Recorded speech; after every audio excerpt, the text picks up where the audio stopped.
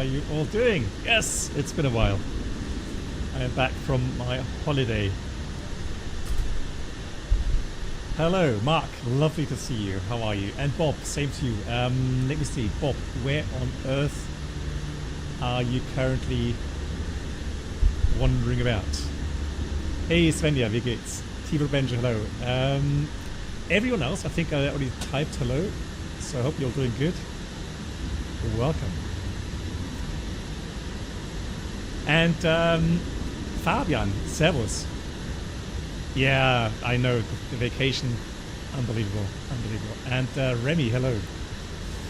Yeah, so let me quickly jump into the flight deck so it's a bit quieter. Hello, Nate. So yeah, I'm going to talk about the holiday during flight. We got a bit of time in cruise flight today. I can fill you in if you're interested. Ladies and gentlemen, where's my... welcome aboard the Captain Black Box infotainment experience. New subscribers should now pick up their pass to first class. Thank you. I need to see all those little apps. Hello, there we go. Hello, now chat. And big thank you to Easy. Hey, wie geht's? Easy. Nice to see you. Thanks for 11. And yes, Easy, all the best wishes again. I hope you're going to feel better soon. Empty Cross, hello to you as well. Wonderful. Right, so a lot has happened. I mean, I've been away for almost 3 weeks now, so a lot has happened.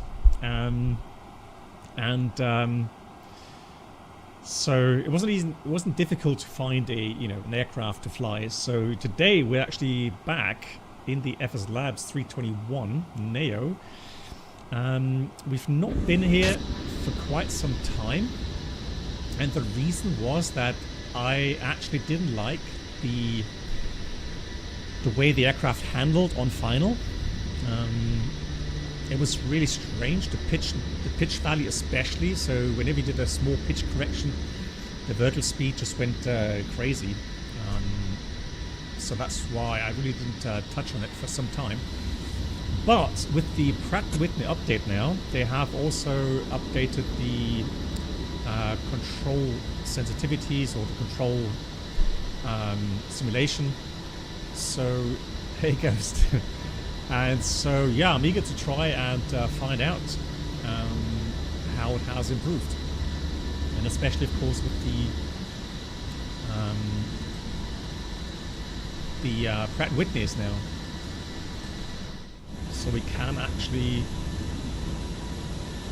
enjoy those. There's already, I'm not sure if some of you probably followed that, hey Sammy, on my Discord. There was, just dial down the sounds for just a tad. While we're on the outside here. There we go. So there was a discussion going on, people saying that they have some really bad performance in the FSLabs. There was an update today which apparently addressed some of these issues. You now have an option to deactivate the cabin. I know not many people are going to like that, but I think it's probably just a kind of a last resort option for those that can't use DLSS 4.5 and FrameGen. Because for them, obviously, the performance will be, somewhat hit quite badly, it seems. Now, I did post, because I tried, I flew some patterns yesterday to see how the flight controls were feeling, and even today I did a full flight from Hamburg to Frankfurt, and I could not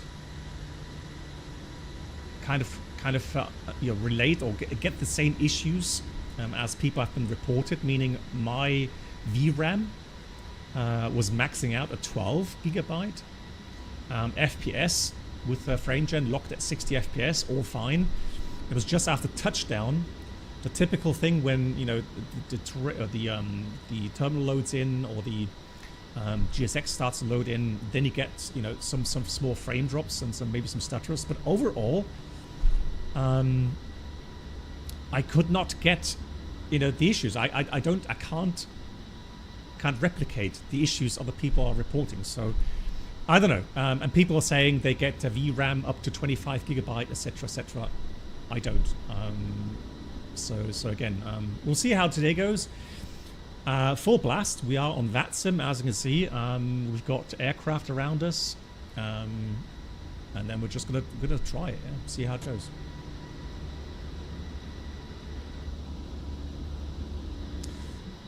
Didn't need to flare at all. I mean, we can talk about the specifics.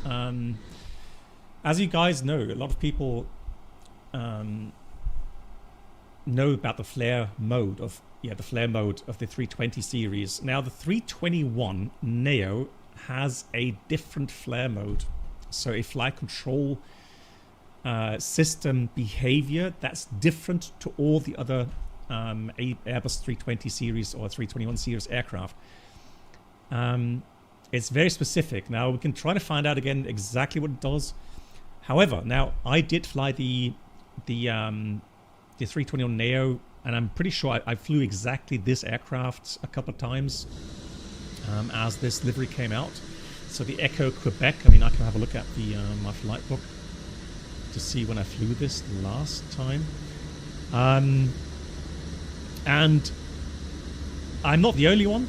So all my co-pilots that I flew with, they all complained about the same behavior, and that is that when you're used to the normal nose down pitch movement of the flight control system, as you get into the flare, so you have to pull back on the stick to simulate a slowdown of the aircraft and having to keep the nose up. That is not the same here in the 21 Neo, and so trying to land this and flare this correctly and trying to get a smooth touchdown is a challenge here in the Neo, in the real aircraft. So hello. Pilot 19, nice to see you, and 61 months, nice to see you too, Pilot 19. Thank you for the support.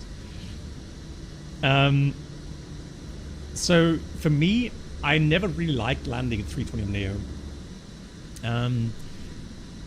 Yeah, it's like 100 feet, and then nothing else, and it's stick to aircraft input or stick to elevator input or something. But we can check exactly what the flare mode here does. Now let me have a look here. Delta Alpha India Echo Quebec. So I flew this in July 23 to Cairo, and my last flight with this aircraft, Echo Quebec, was Oslo to Frankfurt in August 23, which is pretty much one of the last flights I ever did before changing to the 787. So I've flown this aircraft IRL, and I can tell you, yeah, it's a nice aircraft, nice and new, beautiful, but the flare, terrible. I never liked it. Hey, Nate. Turkey, yes. Yeah, we'll have a look. If it's floaty, we'll find out. We'll see. We will see. Yeah, Ghost, the thing is that, if you used, and again, we talked about this, it's about muscle memory. So if you do certain inputs, so stick inputs, and then, you will kind of memorize that input, right? As you go along and do more and more landings.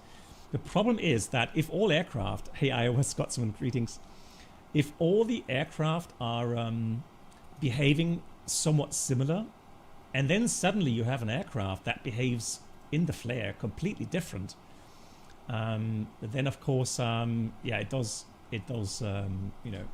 bring up some problems, right? I mean, it's not terrible, right? It's not dangerous or anything. It's just the fact that you just cannot get the same results. And if you fly for an airline that doesn't really have too many of these variants, so that you don't fly these variants too often, which was what happened to me, then you have difficulties trying to get consistent good landings with it. Hey Aviamar and Fishcop, hello.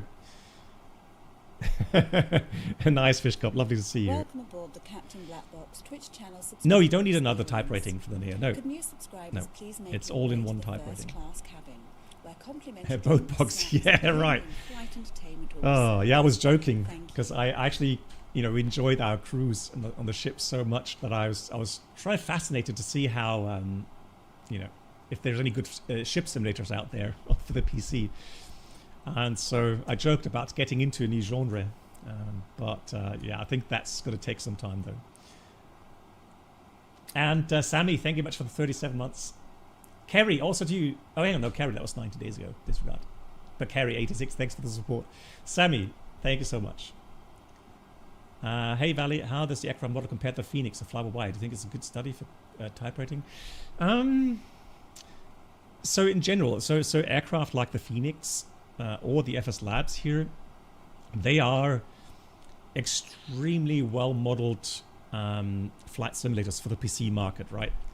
And I said many times that I actually used the FSLabs and I used the FENIX to practice for my real world check rides.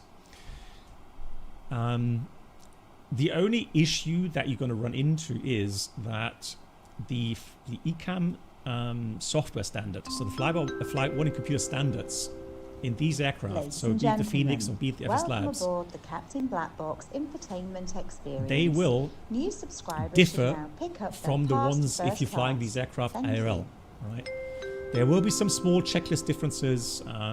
You have to be aware of that. But otherwise, apart from that, I think these aircraft are offering some great tools to practice certain procedures, right?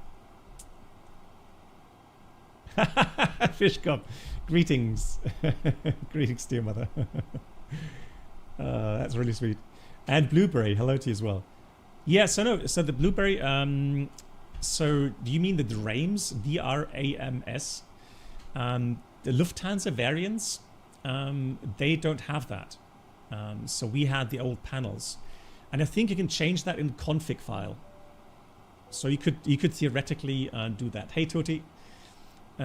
If you wanted to, but people love realistic setups, so this would be the real setup Could new subscribers please make your way for to the first Lufthansa class cabin, where complimentary drinks, snacks and premium flight I don't, entertainment will be served. honestly, Thank you. I'm not going to get into the discussion about all. what's the best add-on. I think we're blessed with the fact that we have such great add-ons, and to me, the FENIX and the FSLabs, they are, so close together. Now, I will admit that personally, I do think FENIX has better sounds, has better, visuals overall. If you are that kind of person that really focuses extremely on those aspects, well, then, you're going to be happy with the FENIX. For me, and I said this in the Discord yesterday, what I look for personally is an aircraft that offers these features that the real aircraft have, be it SEPA DLC, be it PDC stuff, be it ACAR system, be it options for the documents here in the EFB, be it the tech lock, which the FSLabs has.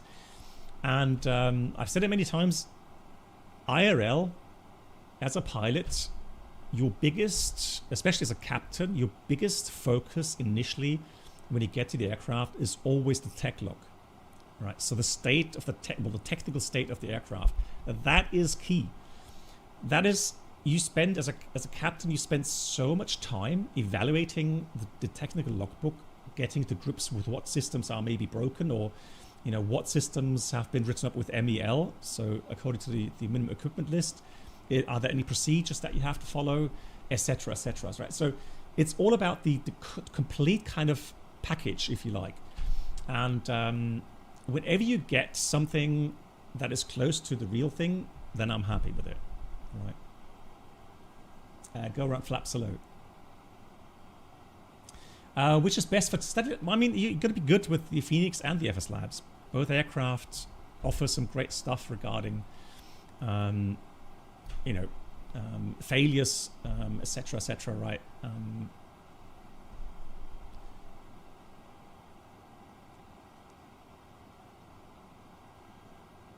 Yeah, and I can't speak for everyone, right? I can't speak for everyone regarding, you know, what you focus on. You know, if you're not really caring about real world aspects like tech logbook or like failures, and you focus more on visuals and sound, well, you know, then you've got to choose differently to someone like me, who has, you know, just different focus areas, right? Hey, Drehstuhl Pilot, moin.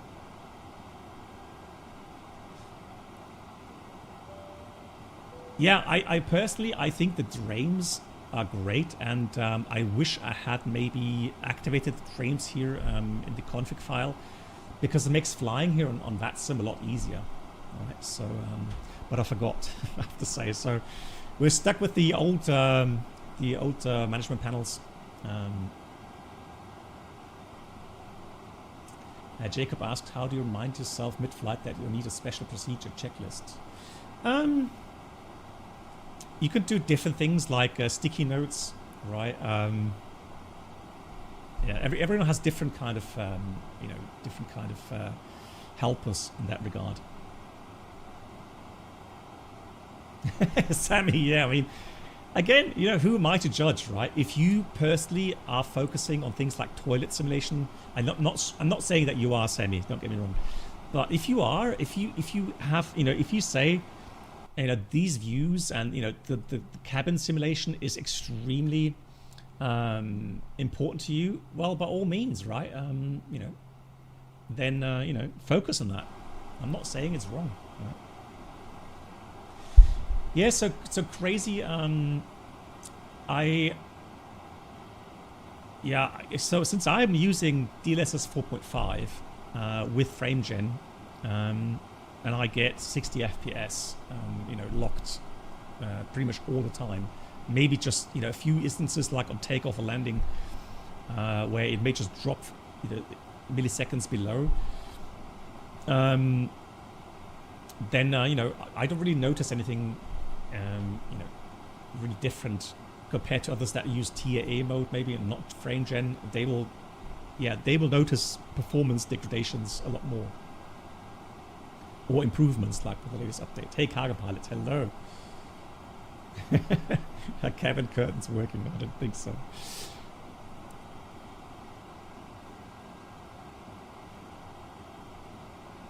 Yeah, hey, Banana. Yeah, I did.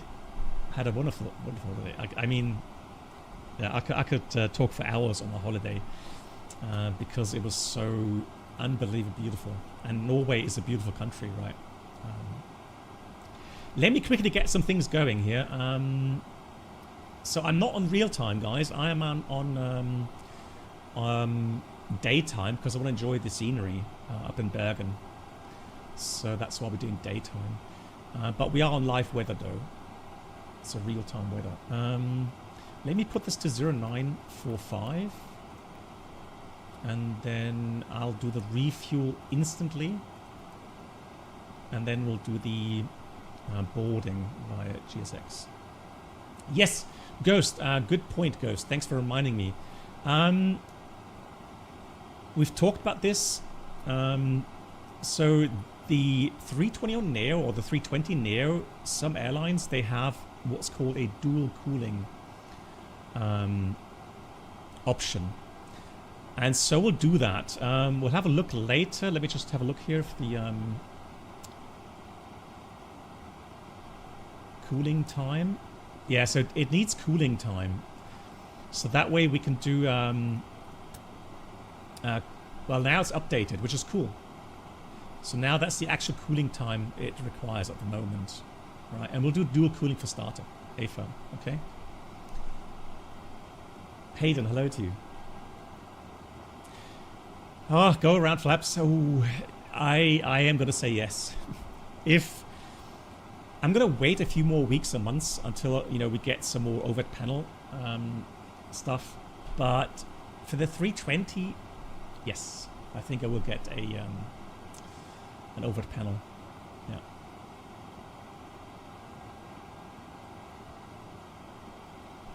Okay, let me quickly get boarding done here. Let me start that, and then we can talk a little bit more. We'll do boarding now. request. Yeah, the tiller is very important for me as well for immersion. Right, got load sheet, preliminary.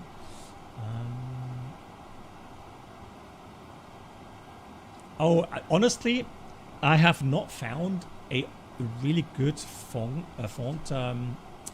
for the Windwing MCDU. I've changed it to a font that has been recommended by some people, but honestly, my hardware MCDU here from Windwing, I am not happy with that by no means. So let me quickly have a look here. Stay out. There we go.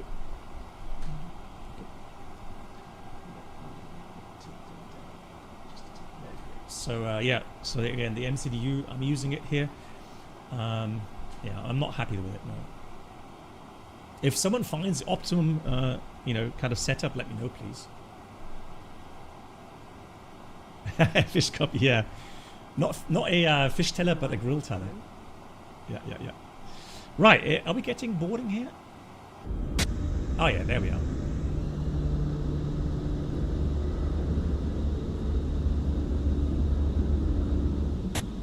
Now the question is, will it open the cargo door automatically? Yeah, it does. Okay, cool. Yes, the MCDU AVMR.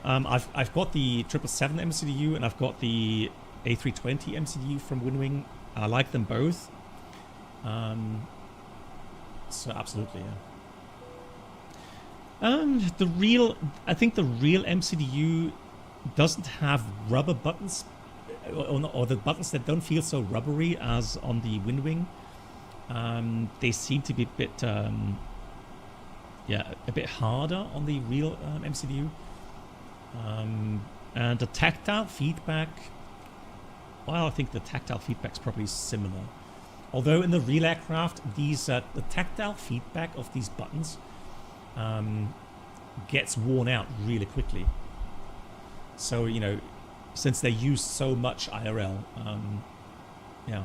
And I've had MCDUs, which is really terrible, where some of these buttons don't even have a tactile feedback anymore, which is just not nice. No, they're not that soft, no.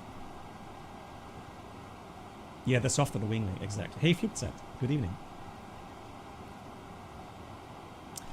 Okay, so the real are also easier to press. Like I said, they're probably a bit more worn out in the real aircraft, if you ask me.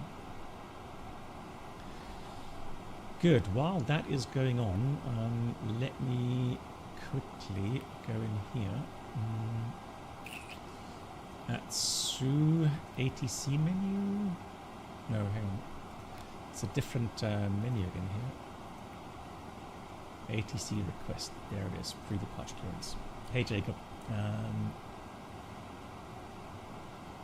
No, I mean, if they don't register anymore, you mean on the real aircraft, then you have to call maintenance. The key function has to be working. So we called Lufthansa 872, just like in the real world. Let me get departure ATIS in here real quickly. Hey Luke, good evening. Yeah, the cruise was absolutely amazing. So we got 07 center in use for departure. Expect departure from intersection Lima 17. That's a good point here. Lima 17. Advise 8 if unable. Okay, 70. Then we got 050 at 10. QNH 1006. I hope you and your family had a wonderful time in Norway. BB 711, beloved. We did, Lee. Thank you so much, and belated happy birthday again, Lee. Yeah, we had a wonderful holiday. I can show some pictures in flight if you like. It's been kind of magical to say it that way. Yes, M for the preset and the quality DLSS. Yes, just like I posted on my Discord yesterday. All right. Good. So that was information. Foxtrot. Welcome aboard the Captain Black Box Twitch channel subscriber experience. So pre-departure clearance. So that Can was new subscribers please make your Foxtrot. way to the first class Gate number, where are we? Complimentary 8. drinks, snacks, and Alpha premium 18. flight Alpha entertainment will be 18. served. Thank you. Oh, and 69 nice kappa. we are going to talk about takeoff performance again. But not in a boring way, okay? I've condensed everything into just the important infos. I made a little PDF file, and because there was an incident with the 777 in Sao Paulo, Welcome aboard the Captain Black Box Twitch it's always channel interesting to subscriber see experience. the speculations Can going new subscribers please absolutely make your way to wild, the first class and cabin? I'll give you my thoughts. We're not going to speculate, but I'm going to give you some inputs regarding Real life how we keeps you calculate busy, but always performance, happy to what it stop means with by. stop margin, etc., etc. And then we'll talk about, what potential dangers lie in aborting a takeoff beyond V1. Okay, I'll give you some insights on that. Yeah, so we went from Bergen all the way up to Kirkenes, so very far north. Hey, Nikki, 320, thanks for the 26. Thank you so much, Nikki. Yeah, I wish you happy landings. Nikki, so you're in Europe, right? So I think the weather has been a challenge, right? I have talked to some friends, and they're like, Welcome aboard the Captain it's like Black Box 2010, Twitch channel the last subscriber time we had these kind experience. of conditions, Can new right? subscribers please make your So, way to the first class cabin, where complimentary drinks, snacks, and premium flight Yeah, I feel for you entertainment will be guys. served. Yeah, and keep Thank safe. you. That's the important thing. In wintertime, Good schedule evening doesn't at matter Black anymore. Box 711 You need to just stay and safe. chat. Nice. Receive being progressed. Here's the PDC. And that's what I like about the FSLabs here. It doesn't come through the DCDU. It actually comes through the ACARS. ACARS and then into the EFB, which is great. I love that. And then you could go reply, accept, and that should, look at that. It says uplink acknowledged. Twitch channel subscriber experience. Lilienthal, hey, oh my god, 109 months. But first of all, Avenger Ryan, not going to jump names here. Avenger, thank you so much for the 80 months. 80 months. Good evening to you as well, Welcome Avenger. back, BB. Really enjoyed your pictures, BB711 beloved. Thank you so much, Lilienthal. So, Avenger, thanks for the 80 months. And I look forward to seeing you hopefully in Lelystad next month. Lilienthal, thank you so much for the 109 months. Good God. Longest time you can be sub to the channel. 109 months. Yes, and I didn't change anything to the pictures. The pictures that I posted, it really Ladies looked and gentlemen, that beautiful welcome with aboard the colours. Captain Black Box Infotainment And Joey, thank you much for the 7 experience. months. Good New evening. subscribers should now pick up their pass to first class. So let me enter Thank the departure. So that was departure 7 center, maroon Evening. 6 echo. And again, Joey, thank you much. Right, lots of questions. I'm using the I'm actually using the Sim app Pro, and at the moment, the only thing that's not working properly is the AGP panel and the ECAM panel. And I hope Windwing or Wind Control, as they're called. I keep saying Windwing, but Wind Control they're called now. I hope they do hurry up and make the product compatible with the FSLabs. Hey Dennis. Okay, fantastic. See you later then. And Nikki says that depends. As you, yeah, it's either snow, the ice, delays, or thunderstorms. Yeah. So again, I feel for you guys, and hats off to what you're doing, and how professional you go about every day, and that that you keep safe. I am going to go ahead with the. I want to try the Arnov approach later on. So initially, I'm going to enter the Arnov whiskey, and it's going to be the Barden approach, right? So CDA received, clearance confirmed. So that closes the loop, which is great. And then we'll have a quick look here at the Hey, Forward, gute wie geht's dir? Yeah, I'm doing well. Thanks so much. I hope you're doing well. Forward, wie geht's? So that's going to be the BARD up to November. So we'll do that to BARD up to November in here. Oh, hang on. Was there a VIA? Any chance? To November? Yeah, there probably is a VIA. Approach VIA. Oh, there's no VIA. What? How come there's a discontinuity in there? Hold on. What's happening? A Giva? Or Gilva? And then... Okay. Let's check Navigraph for that.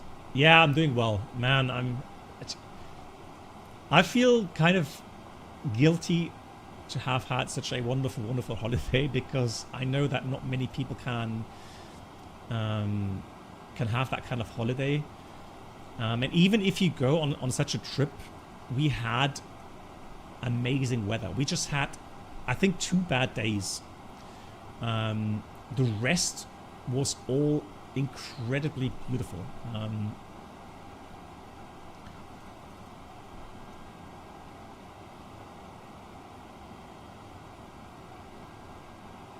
Yeah, that should be the honor for arrival to Gilva. So what's happening here then? Gilva, okay, and then? Oh, maybe it's a different approach then. Then maybe it should be the Arnaf Zulu. No, that's via Bablu. That's strange. Hold on. Where's the Arnaf? Ah, that's authorization required. Okay, that doesn't work. So then it should be the...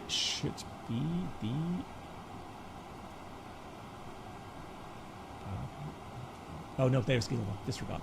Okay, so we'll change that. We're going to change that to the Zulu RMP, and then it should match up nicely. Approach via Gilva. There we go. Now that should be closed. Let's have a look. Yep, now it's closed. Fantastic.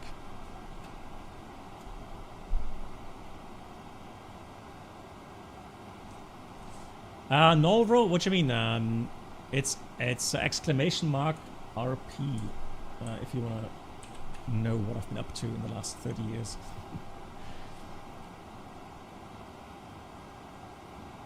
Oh, Nikki, absolutely, yeah. Yeah, that's the way to go. Just, you know, accept the fact that you're going to have delays. The top priority is always stay safe. But you know that. Good, I'm happy with that. So, overhead panel, I'm going to start the APU bleed. That can go off. The rest is pretty much done already. Looking good. So, init A page, and thanks for the reminder. I have set up the latest NAV database. So that is current, which is good. So we've got the init A page filled out, but it's only +2 degrees. Let's load the wind data. And then next page, let's have a look. How's the loading going here? So currently, hey, no. How long did I fly this 787? I flew it for like 2.5 years. Although we were on a fairly low kind of schedule. So almost finished with the boarding here. So it's almost finished, but not quite. So we're expecting 69.9. And the current fuel is 7.6.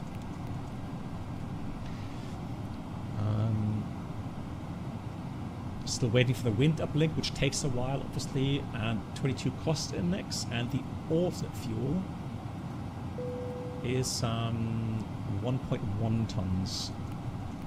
I'm going to put that in here, alternate 1.1. Yeah, so that's taking a few seconds.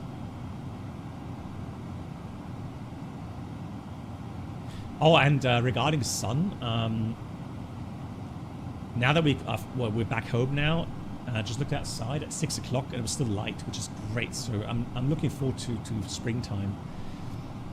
But even up here in North Germany, near Bremen, we had so much snow over the last weeks. Really unusual. Very unusual. There we go. Here we got the wind uplink. How about the cruise wind and the send wind? Everything's there. Fantastic. So now if I go to EDDF page, it gives me about 400 kilograms extra. Now I put in 15 minutes extra on the flight plan. So if you look here, that's 600 kilograms extra, 15 minutes. Wow, things are really going out. We've got the load sheet as well. That's the final values. So we're a little bit lighter, 200 kilograms lighter, so 69.7 with a ZG zero fuel weight 28.4, giving us a takeoff weight expected of 77 tons, and I got 77.1 on the MCDU, and so we shall do the takeoff calculations. Oh, and now flying Fabian here. You remember he's the wonderful person that made the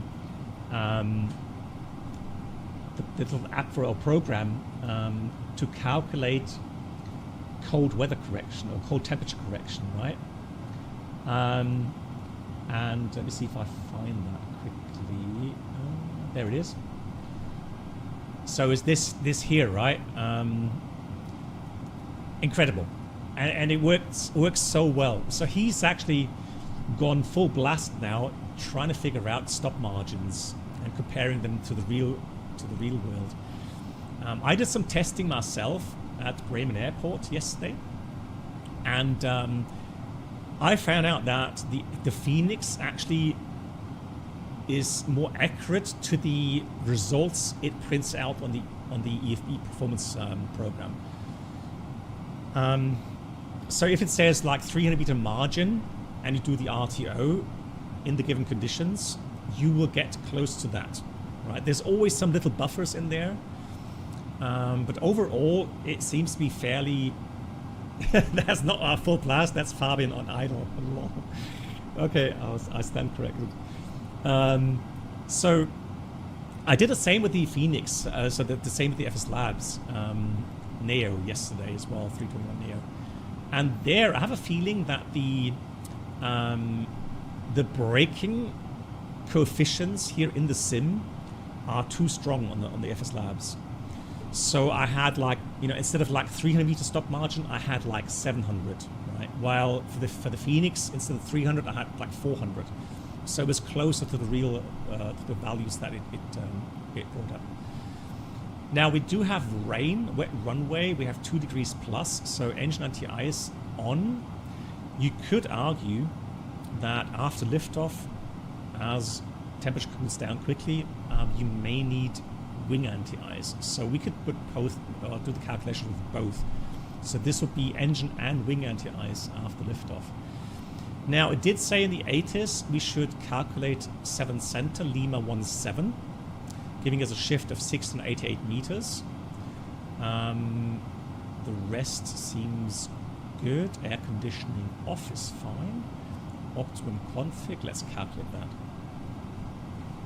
Yeah, exactly. So Bruno also commented on that. From his experience, wet runway is just, I think, even stronger braking coefficients than dry runway or something. So yeah, something's not quite right there yet. Anyhow, we've got some values here, and we can have a look at this stop margin, right? So it gives you a range, 380 meters down to 130 meter stop margin. Now, in general, you're going to have to ask yourself, well, what's it anyways with the stop margin, right? So I'll go into this in more detail during the cruise flight as we have more time in flight, and I do get airborne soon. But what we can say is that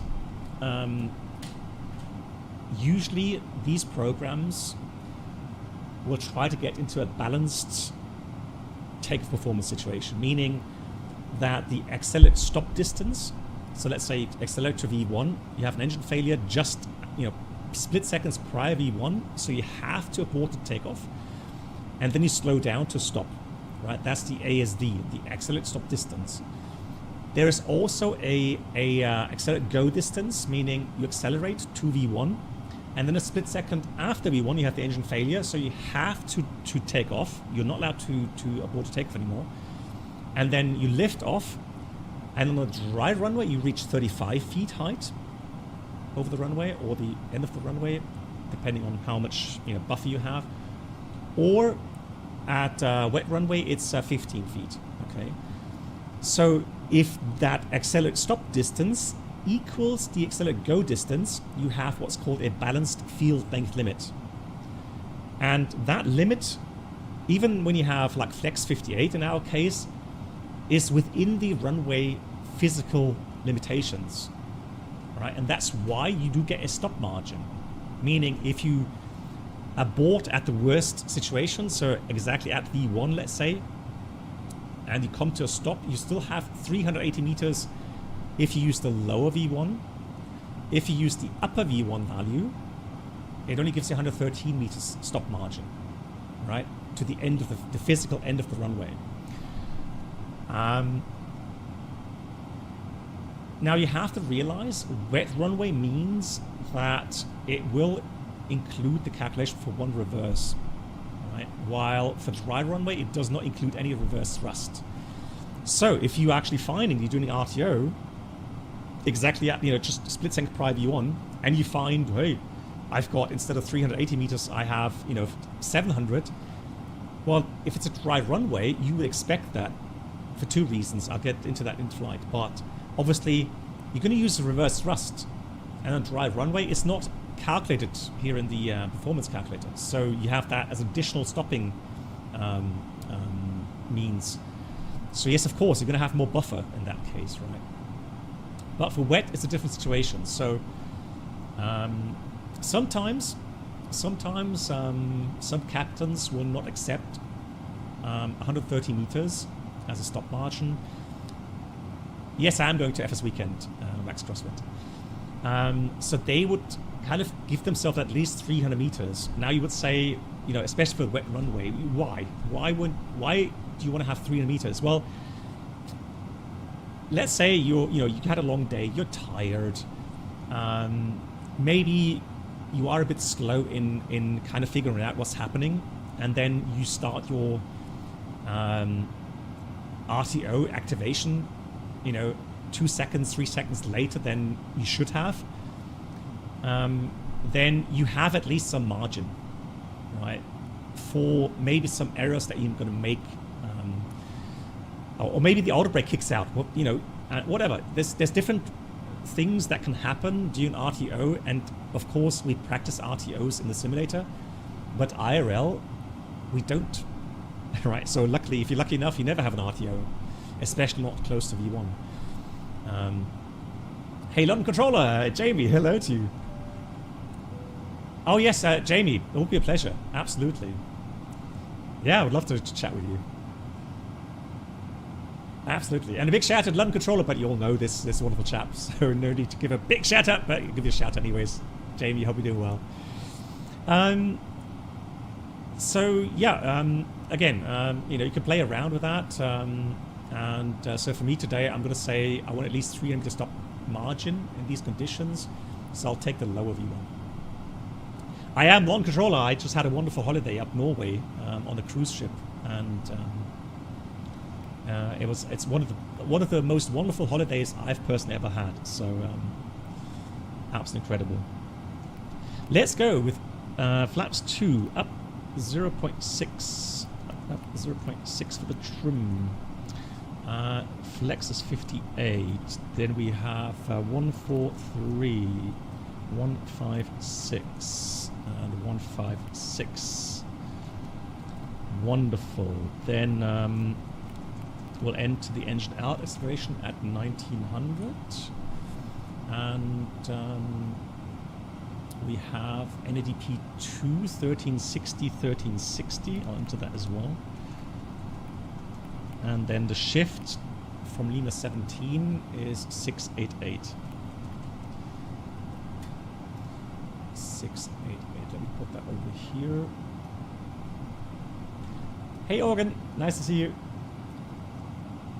Yeah, flaps 2 very often. Honestly, A321 Neos, yeah, probably more for the tail strike clearance, yeah. I mean, you are allowed to take off flaps 1 plus F, yeah, but flaps 2 is the more common, if I remember that correctly.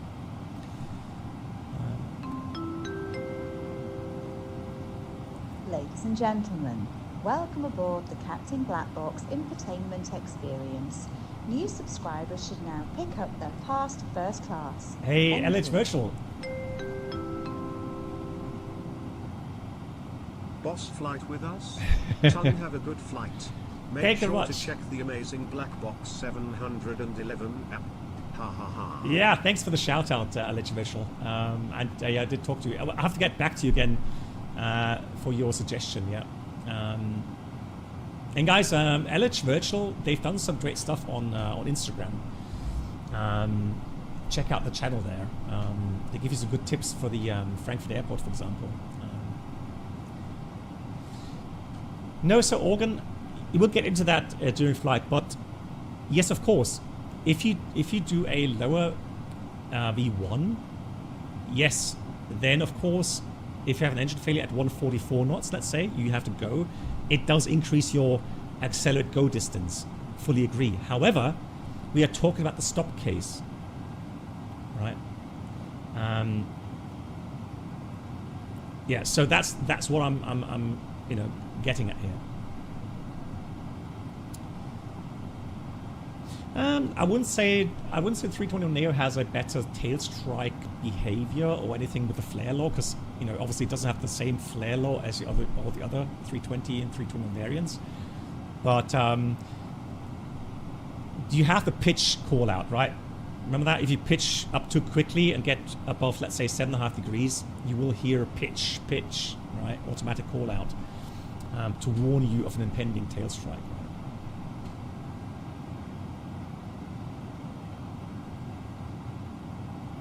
Nice, yeah. All the best wishes for the PC installation. Perfect. All right, cool. I think pretty much done, apart from RATNAV. But honestly, just putting a Foxtrot with Delta in here.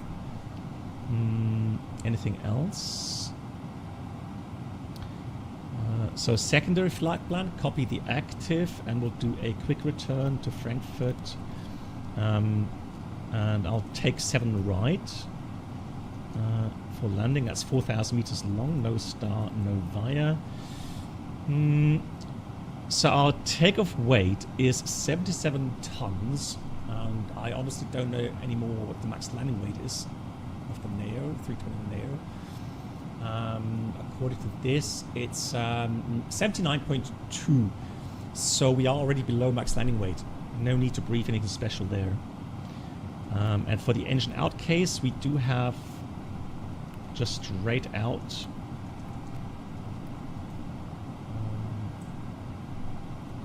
Straight out, where is it? 66 degrees for 25 miles. And that is that. Excellent. Cool. Yep, so we are pretty much done here. We're good to go, finally, right?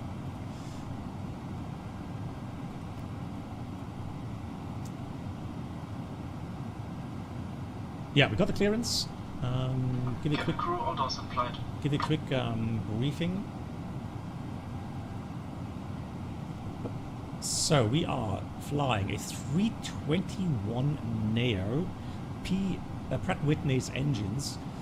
Technical logbook looks good. There's only just a minor Level 2 defect. Meine Damen und Herren, ich begrüße Sie auch ganz herzlich an Bord unseres A320. Zusammen mit meinen Kollegen bin ich für den Kabinenservice heute verantwortlich. Schnallen Sie sich jetzt bitte an und ziehen Sie Ihren Sitzgurt fest. Schalten Sie jetzt auch bitte alle And so it's just a forward waste bin door cable broken. Nothing that we have to respect regarding MEL. That's all good. Parked here at the Alpha terminal. Ladies and gentlemen, it's my pleasure to add my welcome to the laboratory. Together with my colleagues, I will be responsible for the cabin service on your flight today. Please fasten your seatbelt now and pull it tight. Please make certain that your mobile phones and all other electronic So we are parked Alpha 18, pushback, either spot 1 or spot 2, maybe even spot 3, we'll see. Taxi out, probably November 7. November 7, we have 07 in use, so it'll probably be November 8 Lima. And then we are going to go all the way. Lima 17 intersection takeoff. No hotspots there whatsoever.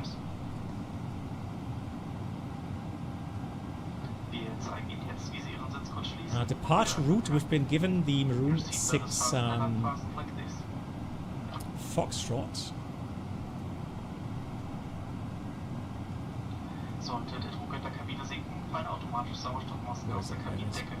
Oh, sorry, the 6 Echo, not Foxtrot. 6 Echo departure.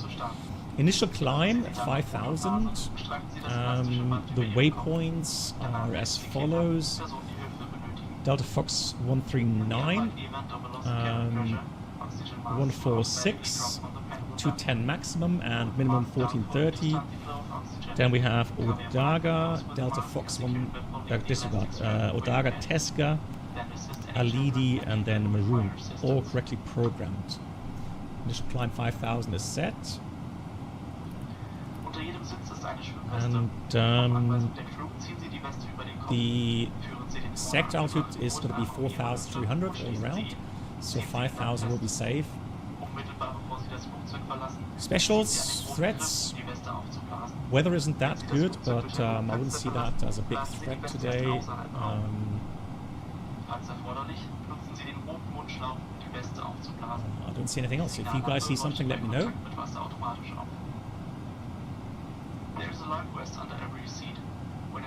So actually, let me get the latest update here for the ATIS. Then pull the belt tight. Just before you leave the aircraft, pull the right tab to inflate the rest. If you leave the aircraft through an overwing exit, so we have information Golf at 1720 UTC, 7 center still, expecting 17 left for departure, or intersection 17, Lima 17. Temperature 2 still light rain, overcast 2800 and 1006, trend music. That's all the same. Good, in this case, we can read a checklist. Let's have a look here.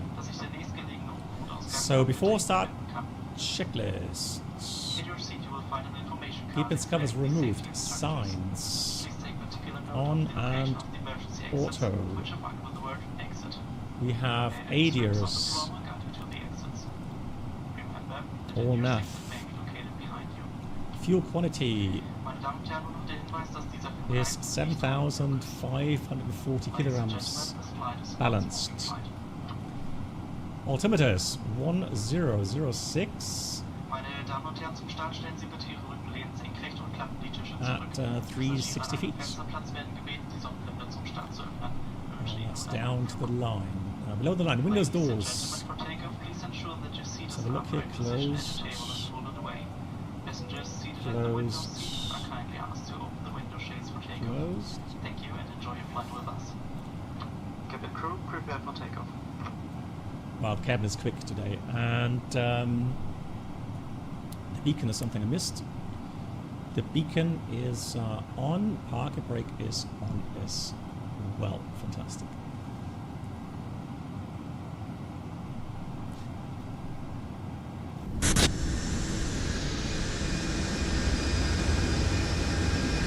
Nice. Cool. Let's have a quick look here. GSX. Let's prepare for remote control, meaning we're going to go here. Now, I've not been in the FSLabs in a long time regarding GSX. So let's do prepare. They want us to get to Bergen, yeah, and I don't blame them. Good. I think we have to contact clearance delivery. PDC contact 22035. That's delivery.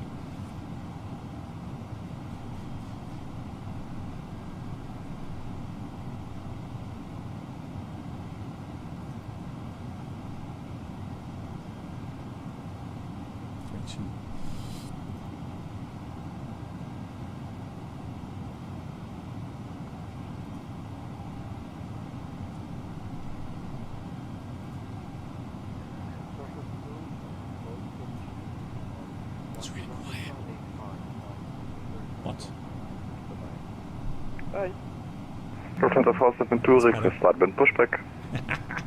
Lufthansa 472 start up at position for the push call. Die Apron 118 ist Golf hier. Morgen ein schönes Wochenende. Tschüss. Lufthansa 472 start up approved. Holding position for push 121. Destination A320. Lokal. Ich wünsche dir auch noch ein schönes Wochenende. Dann morgen. Mach's gut. Tschüss. Tschüss. Lufthansa 1 Echo Echo request push start. I don't think. Well, I mean, we do have to check for a shower coming in there. So looking at the wings, I don't see any frost on them. So +2 degrees. Delivery Charles, scanning 0965 and Victor 176 information Golf, request clearance to final destination. Hello, Skylink 0965, information, Golf cleared to Innsbruck, Syndiate circa departure runway Bonnet, flight plan route, cover asset, 4,000 feet, score 1,000. Yeah. Silent pushback, I mean, Clear to final destination Innsbruck. You just request the pushback clearance over the EFB, but the controller still gives you a readback or a voice instruction for pushback. Skylink 1, correction 0965, feedback, correct. At delivery, hello, the Lufthansa 872, stand Alpha 18 with PDC, fully ready. Hello, Lufthansa 872, bank for PTC, remember set walk 7541. 7541 is coming down. Lufthansa 872. So 754. Frankfurt, delivery, the cargo looks 8 Echo uniform ready for push and start. First, die Lufthansa 872, vielen Dank für den Squawk and for Golf, Startup approved, hold position for the push, call Apron 11855, die morgen ein schönes Wochenende, tschüss. Ja, vielen Dank, runter 1855, holding position, and auch die Insurance Wochenende, tschüss, die Lufthansa 872. Tschüss, Cargo looks 8 Echo. Very nice. Where's my pushback going? Connections, shots.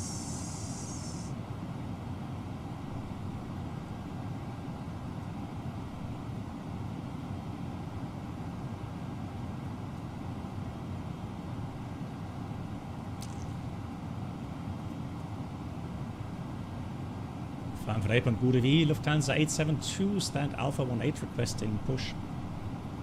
Lufthansa 872 Airline pushback approved area 1. Push approved area 1 Lufthansa 872, thank you.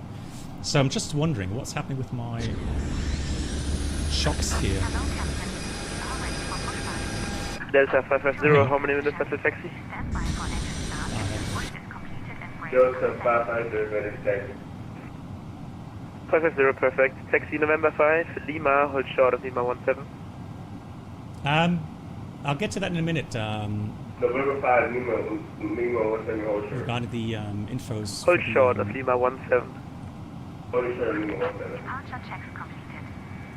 Lufthansa 745, once clear of outbound, Delta 727, pushback approved, area 3.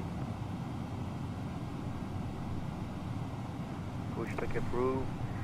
So I'm just waiting for the info regarding 745, once clear of mentioned traffic. And we did say that position 1 is Frankfurt Apron, the cargo looks 8 Echo Uniform, stand Foxtrot 216, ready for pushback. Is this one here? The heard cargo lux 8 Echo Uniform, Apron Gude, pushback approved. Pushback approved, cargo looks 8 Echo Uniform, danke. Apron, hello, the time 4422, stand Victor 905, accepting push.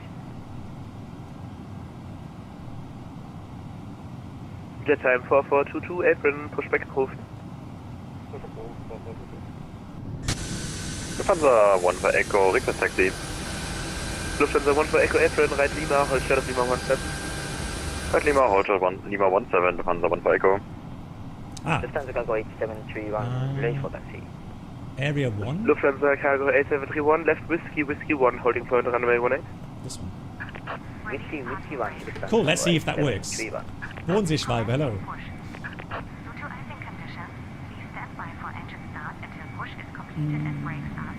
Calculus for landing. Well, if you're for landing, you have to take the chart and just make your estimates. You know, that's all you can do, really.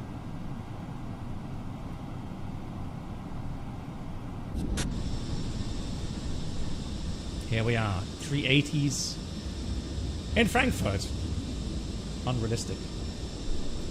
Yeah, so Ghost, if you actually have 472, request taxi. If you actually have very slippery runway, Lufthansa 472, taxi November 3, Lima, then you would wait with the engine start so that the pushback truck, who's also going to have some difficulties if the apron is slippery, to push you back, and so you would wait with the engine start until you set the park brake again, right? But for today, I mean, it's not really that slippery. Right, we did say we want to do dual cooling, right? So the first thing to do is put the ignition start switch to start, and then you have to wait. Don't press the button on the over panel instantly. It will not work properly. You have to wait until you get some proper values here. So initially you saw it was 2 minutes 30, and now it's 44 seconds, right? Then you go press the dual cooling button, and then, now let's assume we start engine 1 first. When I do that, when I put the engine 1 starts to master on, it will open both starter valves for the engines, and then it will run both engines at about 9%, max 10% N2 until the cooling cycle is finished. Once the cooling cycle on both engines has finished, it will close the number 2 start valve again, and it just continue with the normal engine 1 start. That's the idea regarding dual cooling. So let me demonstrate that. And 1 for Echo, we will hold short for the moment. So here we go. We need to recalibrate our controls.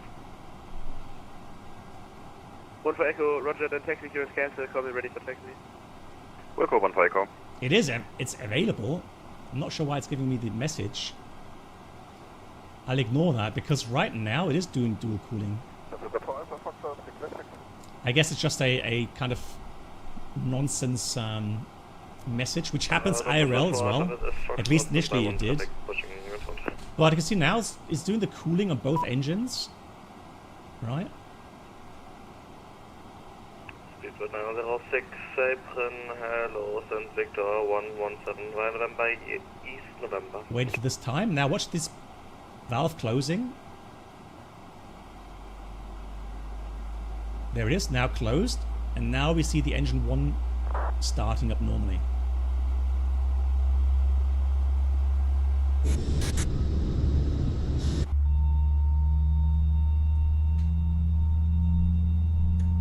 The 1 for Echo, get away to the Delta Boeing 737, passing left right and after. Go to the taxi.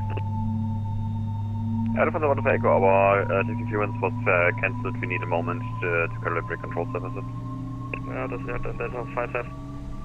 No, no, net.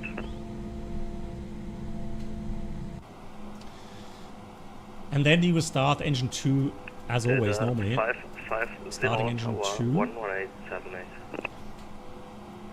There may still be some cooling having to be done for a few seconds, but you can see now It's only going to take a few seconds. And that's also very realistic. So even though you've done the cooling cycle, it may still do another kind of, 10 seconds like it's done here. That's something I've noticed IRL as well. Oh, the fuel pumps.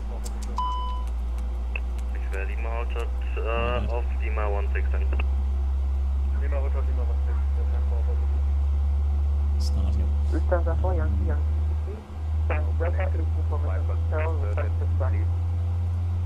Hang on, let me see if I can find the One Echo Echo, continue taxi, holding point, runway 18 via November 3 Lima. Can you read the chat? Taxi to 100.18 via November Valley. 3 and 1 Echo Echo.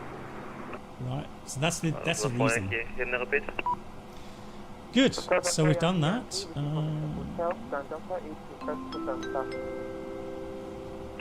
Ladies and gentlemen, welcome aboard the Captain Black Box Entertainment Experience.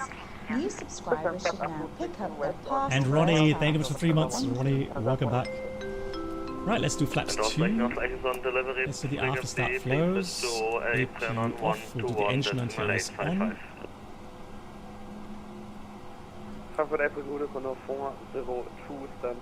Then we'll do the trim up 0.6. And then we'll do the flight controls. There we go, full up. I agree, it seems to move very fast compared to the real aircraft. I think the real aircraft moves a bit slower on the flight controls. But that's just what it is.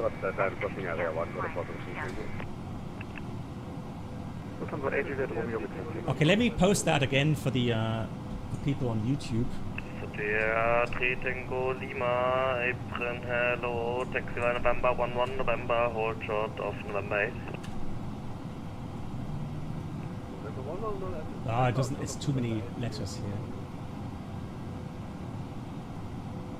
Hold on. November 8 is 176 of AD pushes.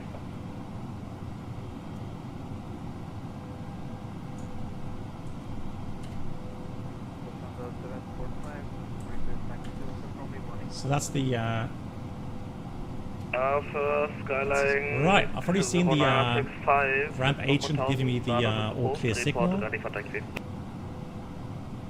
So we'll do the after start checklist. Engine anti-ice is on. Ecam status is checked. Status is clean. Trim is 20. Let's see, in it be 28. Well, actually, that's before takeoff. So I'll save up 0.6 and run it from neutral. And that's the after start checklist. Completed. Mobile off. April Gude, Ocean 515, Papa. Ocean 515, April, hello, continue via Papa, November 11, November, hold on off November 8. Continue Papa, November 11, November, hold short November 8, Ocean 515. Welcome aboard Lufthansa the 872 Captain requesting taxi. Entertainment Experience. New subscribers should now pick up their past first Lufthansa class. 872, taxi via November 8, total Lima. November 8, holding short Lima. Glad to have you back, Lufthansa 872. So November 8 is going to be this side. And Juliet Romeo, taxi via November 7, hold short November. November 7 and hold short November. So we'll check left side clear, right side Lima, clear. continue taxi via November, hold short of November 3. And Professor San, thank you for 2 months. San, thank you so much. Hope you do well. Lufthansa 472, request frequency change. Lufthansa 472, sorry, tower 1178. 472, 11878, schönen Abend noch, ciao. Ground, hello, lots One of break check. Charlie at Alpha 21 information hotel. Yeah, there's a delay, right? A slight delay with the brake Lot to Papa activation. Charlie, April, hello, Kate Warschau, Zulu 4 Delta departure, flight plan road, capacity to 4,000 feet, squawk 1,000. Clear to Warsaw flight plan, the route, the Zulu 4 Delta departure, initial climb set 4,000 feet, squawk 1,000, lot to Papa Charlie. Correct. It's a good plane, yeah. I think it's a good plane. Alpha Foxtrot, yeah, continue taxi November 7. Canada's already. So let's put this to max. We're away from the terminal, so radar PWS on. I'm going to put terrain on here. Easy 637 Apron, hello, Pushback startup is approved, face west on November Blue Line. Pushback face west November Blue Line. 8 Juliet Romeo, continue taxi on the point, runway 18 via November 7 Lima. November 7 and Lima, runway 18 point, runway 18, Lufthansa 8 Juliet. Therefore, Alpha Foxtrot, continue taxi it's Thursday today, right? Center via November 7 it is Lima, Thursday. Off Lima 17. So, busy Frankfurt Thursday now. Blimey. The breakaway thrust was okay, I think. Speedbird 16 kilo Mike, we're not that heavy. 118. So, as far as I'm concerned, that was alright. Frankfurt Apron, cargo looks 8 degree uniform, ready for taxi, sorry. Lee? I don't know. I think it would make sense. November 13, November 14, hold short Lima. November 13, November. I think it would make sense to get the 380 back again. Echo Tower 11878, ciao. Now it did give me November 8, hold short Lima. So we are allowed in here. Right, Juliet Romeo, turn left now on November 8. Checkmate, I would say. Left November 8, Lufthansa 8 Juliet Romeo. Ay. What's happening? From the 784, stand by number 1 for clearance.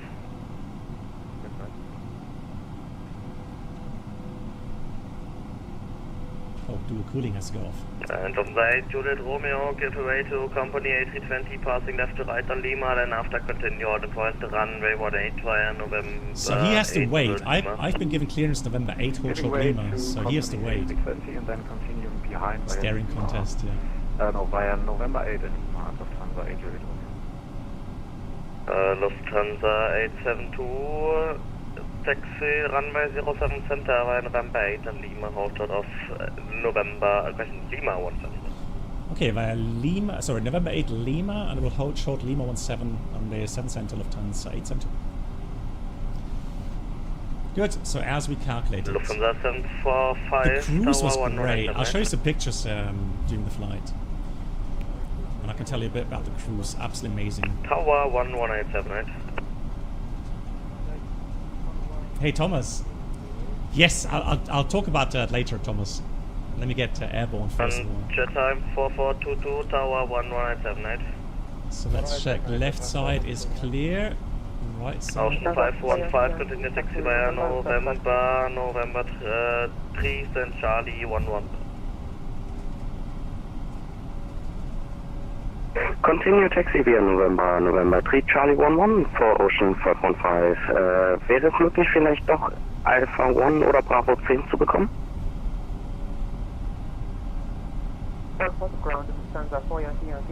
Yeah, maybe next year, Lee, I don't know. We'll see. Yeah, first Ocean 515, yeah, then taxi, then Bravo 10 via November 5. November 5, Bravo 10. Vielen Dank, Ocean 515. CTR 3 Tango Lima, taxi, stand Victor 1. Let's do the via November 3 taxi checklist. Flight controls, check, flap setting, config 2. Radar, PWS is on and auto. Engine load set is normal.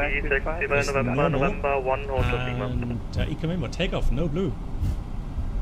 Taxi checklist complete. Scanning 0965, ready to taxi. Yeah, first read back Lufthansa for Yankee. Taxi via November 1, hold short Lima. Yeah, Daniel, regarding performance, I can also talk about that during the flight, because it has become such a different aspect now regarding what systems you can use, i.e. if you can use frame generation, DSS, or not. And that does make a big difference regarding FENIX and FSLabs. Now I've done some testing today. I could talk about that during the flight. November 3, November 4, Lima, holding short Lima 17 for runway 07 center. But we are really stressing the system right now. It doesn't matter if you're using FSLabs or FENIX, whatever. Here in Frankfurt, with this much traffic around, FPS just go down. It's just the way it is. I actually considered flying offline today, just to get a good kind of measurement for the performance, but I thought, nah. Skyling 0965, that's Bock 1000, taxi on the point, runway 18 November. Now currently the memory is at 13, roughly 12.9, okay? 56 FPS, so it's just slightly below 60 FPS.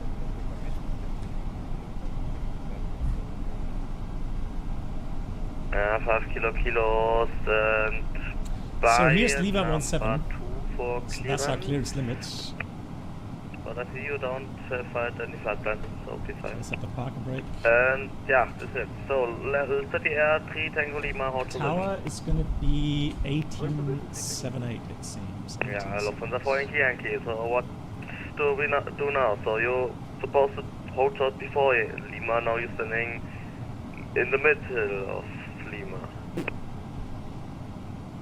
The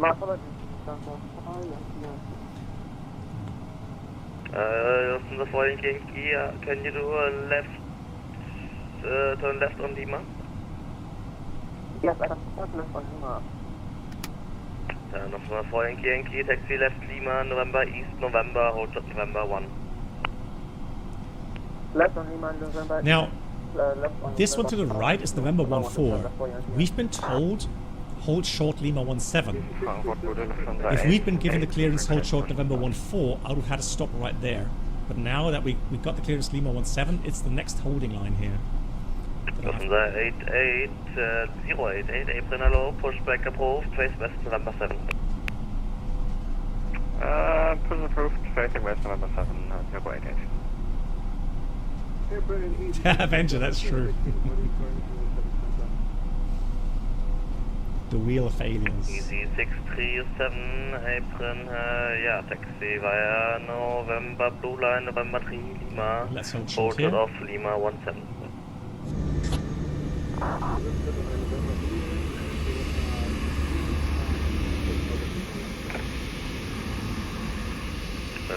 Severe 3 Tango Lima, continue taxi San Victor 116 via Lima.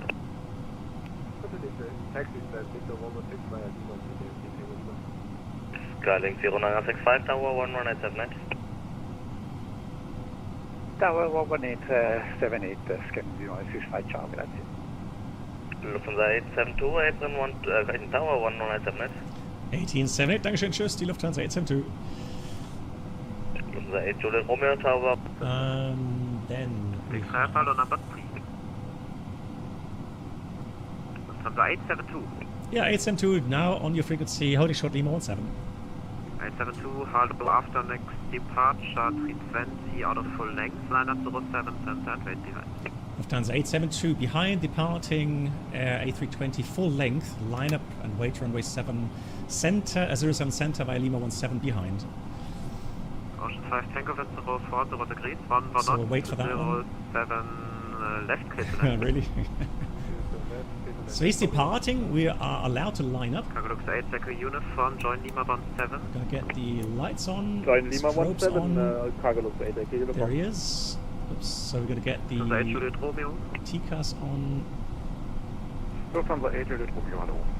8 Juliet Romeo, guten Tag. Wind 04, 0 degrees, 1 1 knots, 180 takeoff. Clear for takeoff, runway 18, Lufthansa 8 Juliet Romeo. FedEx 36, Lineup checklist. Takeoff runway is 07 Center Lima 17. Correct. TCAS, TARA. Packs 1 and 2. Oh yeah, they have to go off. So we did calculate packs off. Packs off. Approach sector is clear. Papa November, all short, November 1, thank you. FedEx 360. Frankfurt Delta, scanning 0965, holding point November, runner 18, ready for departure. Skylink, here's 0965, hello, after departing 320 out of intersection Lima, line up runway 18 and 20 behind. After departure 320, 320, behind line up runway 18, scanning 0165 behind. 26 Yankee Kilo, wind 040 degrees, 1 knot, 7 right, clear to land. 7 right, clear to land, 26 Yankee Kilo. Condor Papa Hotel, taxi. So that's a Lufthansa 4 Alpha Foxtrot. I'm pretty sure we didn't have that on our A320 Neos. So the call sign readouts. 872, wind 040 degrees, 1 knot, 7 center, clear takeoff. 7 center, clear takeoff, Lufthansa 872. Let's go.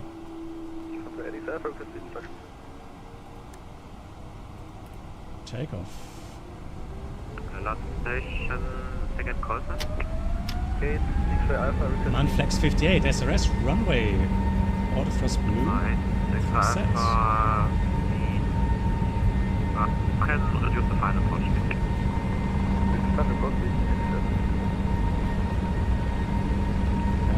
Uniform line up 07. Line up 07, the cargo is available. 66, contact the apron, 178. You want? Rotate. Correction, FedEx 36, apron, 178. That's right. 118 thank you. Nitroid, Romeo, identified, switch advisory.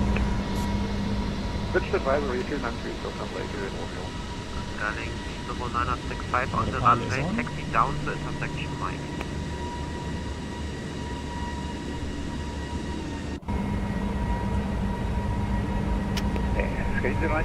First climb.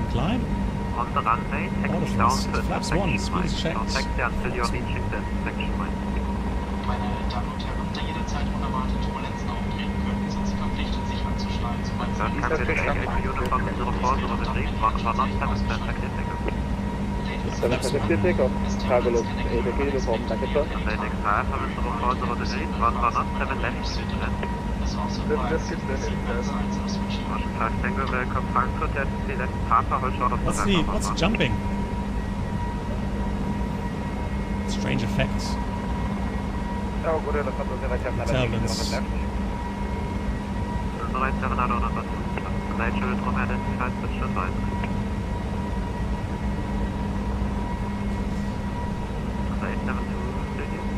872, go ahead, over to advisory, confirm. Ah, jo. Ich hab's vergessen, switch advisory, ciao. Ciao. Motion 5 Tango, so there's no radar here. Yeah, fantastic. So we have 210 knots. Limitation here, 5,000 feet. Now we're accelerating, flap 0, speed is checked, flap 0.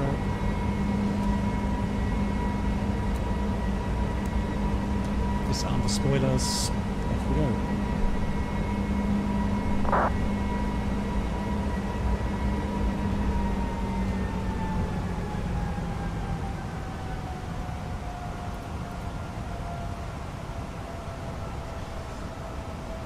Let's see. So we have a bit of rain, but nothing major up ahead. He's climbing as well. There's no other. Well, the problem is you've got to watch out for traffic here, which are inbound. So I'm just going to stay here at 5,000 until we clear the traffic. I think that's probably best.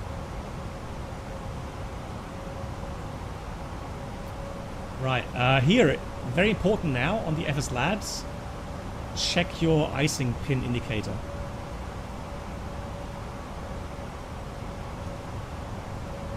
For any icing cues. I'm wondering, I didn't have that earlier.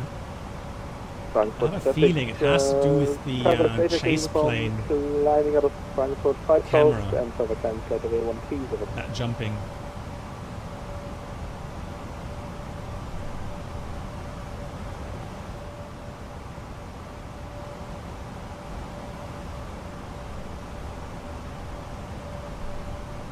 That is weird. I've done about 3 flights. I haven't had that yet. That's strange.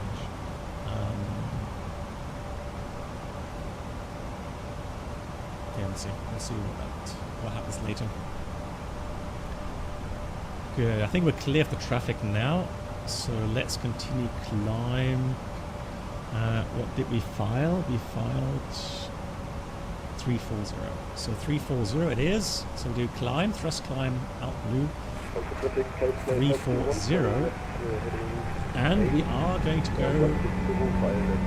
Yeah, we are on above 50 base. And then now we're going to go standard. Altimeters, standard set. Potholes. Good. Engine anti-ice is on. Plus 6 degrees TAT. Just make sure you check the icing pin regularly for icing cues. But there's nothing there, so we shouldn't have icing.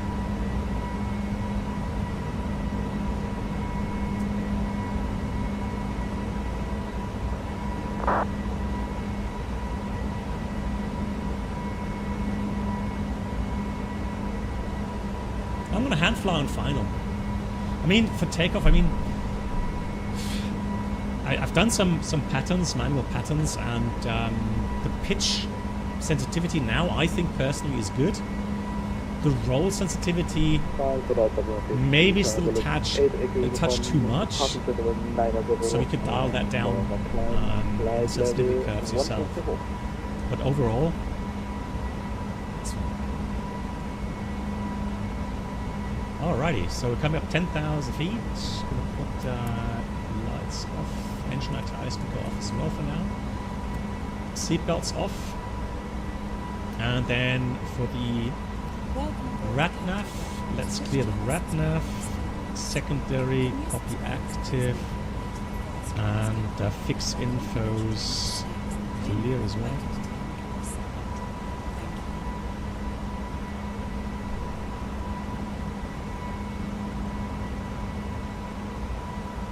The day after Tom Hardy.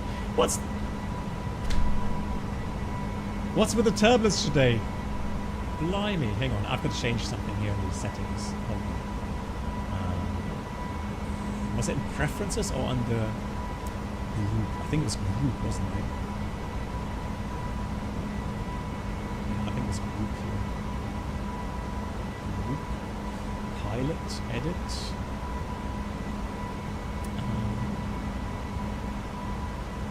Touchdown effect.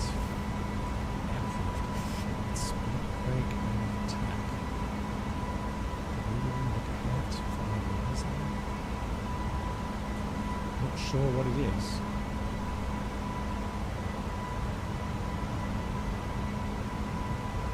Und fahren von Ausland. Die Cargo des A320 fahren, passing 140, climbing 270. It's weird. No, not breathing, no.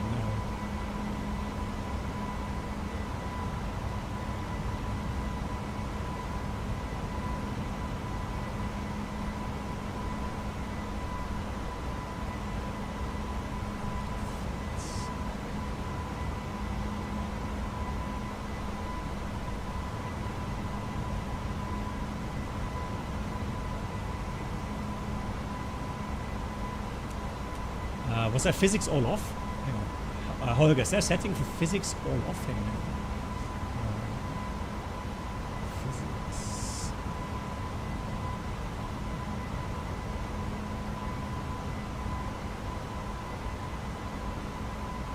I don't see a setting for all off. Like the base of honestly, I've never seen that before on any aircraft.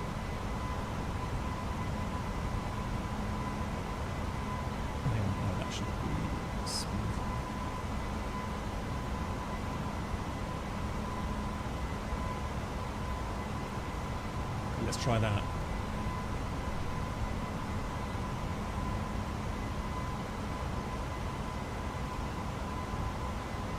Yeah, that could have fixed it. Yeah, Holger, thank you much for that. Yeah, so this is not FSLabs, this is Chase Plane for some reason doing this stuff.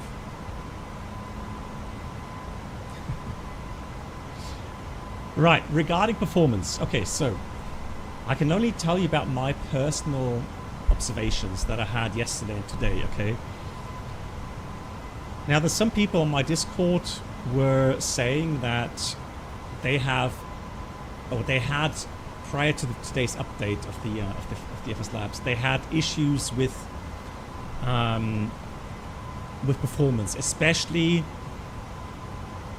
Well, no, some were saying that they use DLSS, but especially with just TAA mode. Okay, so I did some testing. I switched TAA mode off completely. I did Takeoff in Frankfurt, FENIX, and the FSLabs. I filmed that. The only bigger difference was on rotation and just liftoff. The FSLabs main thread was getting hammered. It was, for some reason, something was going on there, which I didn't see in the FENIX. But apart from that, I would say there isn't a big difference in performance that way. And as I mentioned at the beginning of the stream, if I go then and use DLSS 4.5 with frame generation, I did a full flight from Hamburg to Frankfurt this afternoon, and I checked the GPU memory, because people were saying that as time goes on, they had the issue that the GPU memory was just getting more and more. I did not see that on my flight. So I took off with about 11 gigabytes of VRAM usage for the GPU, and I landed with 11 to 12. I think it was about 12 when I landed in Frankfurt. So nowhere near 16, or even higher than that. So, and right now, yeah, I've got 60 FPS again.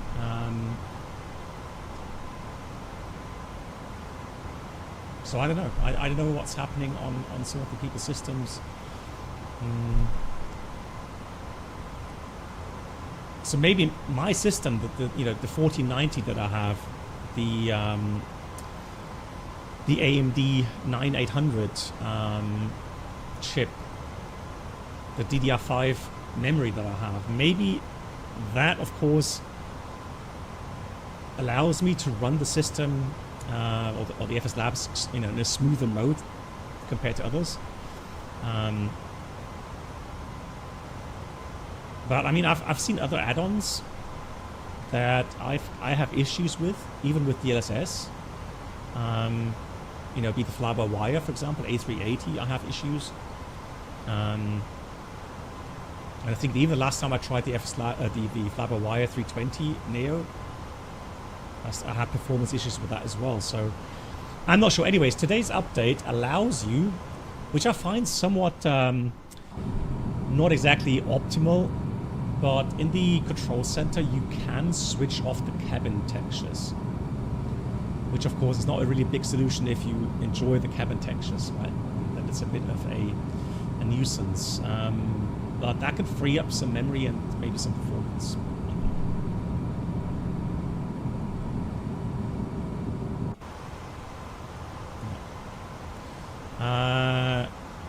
Bill and Firefighter, I think brakes still need some working. Yeah, I think personally, I've done some RTO tests yesterday in the FSLabs, and I feel personally the brakes are too strong.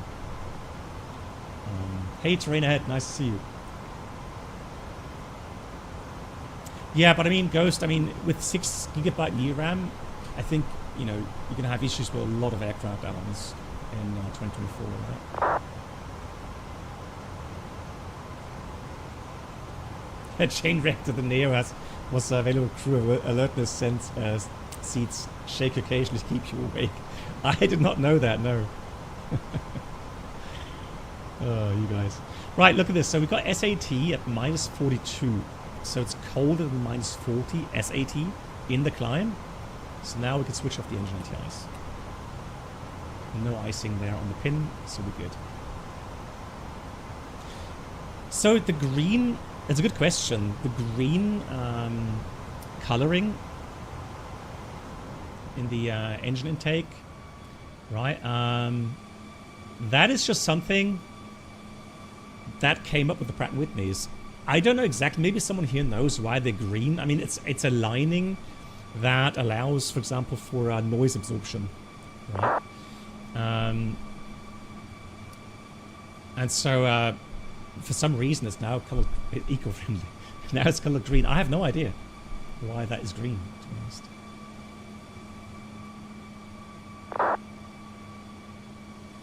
Yeah, and again, performance for me, smooth. I don't have any issues.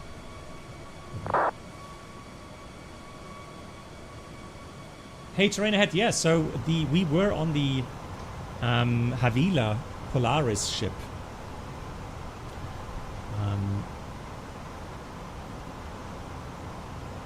But I'll tell you what we'll do, guys. Let me explain a little bit about the issue that has come up with the 777 takeoff in Sao Paulo. So I'm going to read to you the incident report from Aviation Herald. It was a LATAM Brazil 777-300 at Sao Paulo on February 15th. And it says in the title, they rejected past V1. I honestly don't know how they would be absolutely sure it happened past V1, because they were saying because they saw the nose gear being lifted. Okay. Potentially, yes. It could be a sign that they were at VR, the pilot flying, rotated the aircraft or started to rotate, and for some reason the captain then initiated the rejected takeoff. Theoretically, right? We don't want to speculate. Theoretically, okay? However, and I'm just saying, I'm just putting this out there as a contra argument, okay? There have been cases where a wrong loading of the aircraft, so a wrong load sheet with a wrong takeoff trim setting, caused the aircraft to automatically rotate during the takeoff roll, which startled the pilots and caused the captain to abort the takeoff. Okay? Just saying, it's one of those possibilities. So my argument is, how do they know that they were past V1? Another argument was, well, they were at 170 knots ground speed from the ADS-B data. Well, I'm not sure how they calculate performance on the 777, but on the 787, we had what is called improved climb calculations. What does it mean? And this is where I come to my little file that I made.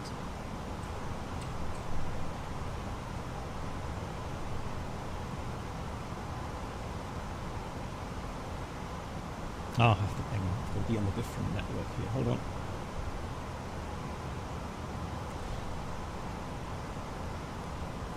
Yeah, so Ghost, that's exactly what I'm getting at. I have had 787s which were way below max takeoff weight. Okay, so we were nowhere near the maximum takeoff weight, and we had V1 and VR and V2 speeds beyond 170 knots.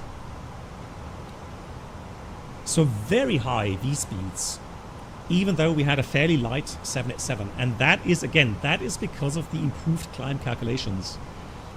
So what does that mean? And for that I need my little file here to explain a little bit with the visuals here. So, unfortunately I have to give you a bit of theory, okay? I can't do without that. So let's take our takeoff in Frankfurt now. 4,000 meter runway, okay? So a very long runway. if you are not at your max takeoff weight, or you have a long runway and the conditions, weather conditions are such that, you know, you can flex a little bit, or, you know, do an assumed temperature calculation, you will have a balanced field length. It means that your accelerate stop distance, so get to V1, stop the aircraft, or the accelerate go distance, meaning V1, engine failure, you continue, the accelerate stop is the same as the accelerate go distance. Okay, you have a balanced V1 and a balanced field length calculation. What people are mistaking very often, they think that, it's a misconception, they think that because of the diagrams floating around, they think it's always at the end of the runway. It's not. If you have a very long runway and ample margin with your performance, engine performance, this balanced field length limit can be well within the confines of the runway. It means that you stop the aircraft, or you have your 35 feet screen height well ahead of the end of the runway. And so for the stop case, you have a stop margin. And today in Frankfurt we had, for the lower V1 case, we had about 360 meters stop margin, right? So if that is the case, if you have a stop margin available, what you can do is you can do an improved climb calculation. Now, why do you do that? Well, you trade off the stop margin for higher V1, VR, V2 speeds, right? So your V1 decision will be later at a higher speed. And the advantage is that you're going to be able to climb out better if you have an engine failure. Okay, so it means as well, though, that your V1, VR, and V2 speeds will be higher. Okay, and again, I've had cases where my V1 speed was at 175 knots. Okay, so simply arguing that the ADS-B data showed a ground speed of 175 knots or something is no indication that they were beyond V1. That's a misconception. Okay. Speculation. That's all I can say on their part. Traffic. TCAS, I have control. Gotta climb a bit here. Just a preemptive climb, guys, just because I want to avoid a TCAS resolution there. Usually you would wait, but I know it's going to give a resolution advisory, so I'm just going to climb a bit here.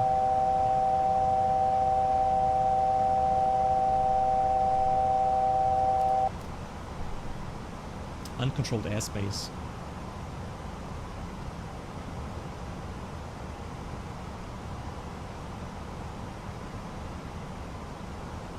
There we go. Right, clear.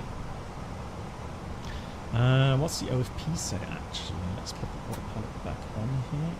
And let's do a slow descent down again. Right, let's have it quickly. Cruising level.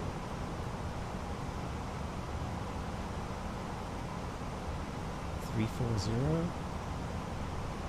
Right, that's what SimBrief gave me, so there we go. Okay, so that was that, okay? Now the whole topic of takeoff performance is incredibly complex. There are so many different calculations that have to be done to determine just the field length limited takeoff weight. Right. So for those that follow me for a longer time, you know the calculations. You need 3. One of the calculations is for the field length limit. The second calculation is for the second climb limit, where you need a minimum climb gradient. 2 engines, you need 2.4% at least. And that is from gear up until your acceleration altitude. Usually 1500, it can be 800, whatever. But this part here needs at least 2.4% for 2 engine aircraft. Then the third case for the takeoff calculations is the obstacle limitation calculation. right? So you have your gross flight path and the net flight path, and the net flight path has to be always above 35 feet above obstacles on the departure route, or in the engine out departure route. Okay, so these three cases they have to be taken into account, and then one of those will give you the limit for your takeoff weight. Okay. But regarding, you know, stop margin, it's within the calculation for the takeoff field length limit, or field length limited takeoff weight limitation. But again, it can give you a stop margin, and the stop margin is traded sometimes for improved climb calculations to have a better climb out performance in case of engine failure. Okay, so it means that you have a better case here for the second segment and a better case for the obstacle limitation, right? Good. Is that clear? Have I explained that well enough for you guys?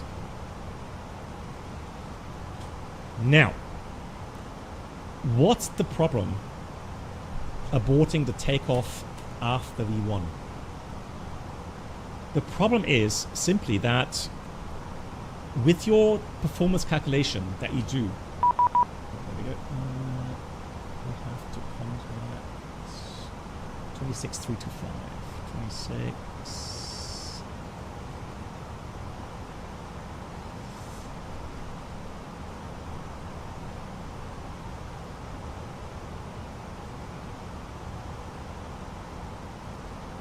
And that is Bremen, it seems now. Hey, moin, die Lufthansa 872, flight number 340.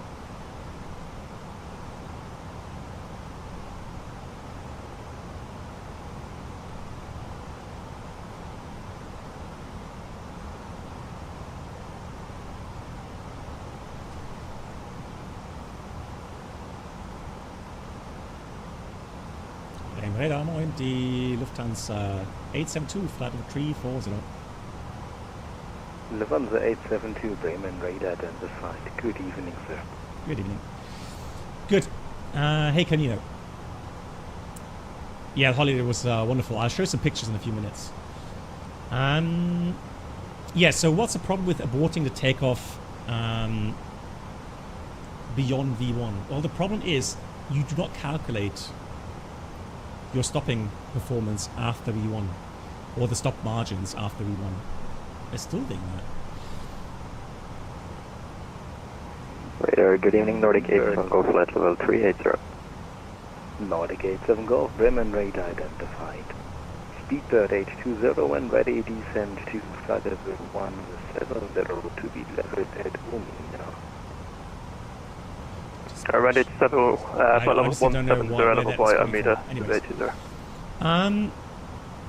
So the problem is, as you are accelerating past V1, your stopping stopping distance requirement go up exponentially.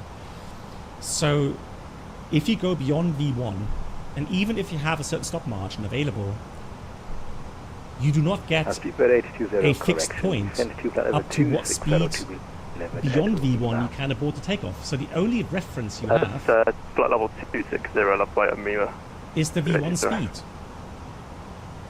And hence, to make things simple, up to V1, if you have thrust loss, you abort the takeoff. Always. The reason is that you may be below the minimum control speed on the ground, meaning that your rudder does not have enough dynamic pressure available to counteract the thrust asymmetry. So one engine is failing, the other one producing full thrust, causing a yaw moment, and if you are below V1, there's no guarantee that you will be able to control the aircraft on the ground. That's one reason. The second reason is that when you're below V1 and the engine fails, your acceleration of the aircraft towards V1, VR and V2 is much, much slower, and that is also not calculated. right? Alpha Devil 340 will be the So if these cases aren't calculated, then you can't use them. So simple rule, thrust loss below V1, you have to abort the takeoff. Thrust loss after V1, you have to continue the takeoff. Right. If you deviate from that simple rule, you are in no man's land. You are potentially risking going off the side of the runway, below V1, or go off the end of the runway if you abort the takeoff above V1. It's as simple as that. Yep. Exactly, terrain ahead. So V1 is the only reference speed that gives you a clear mark, a clear speed to either abort takeoff or continue. Yes, so terrain ahead. Let me ask you guys. Give me some instances where your speed reading is wrong on takeoff.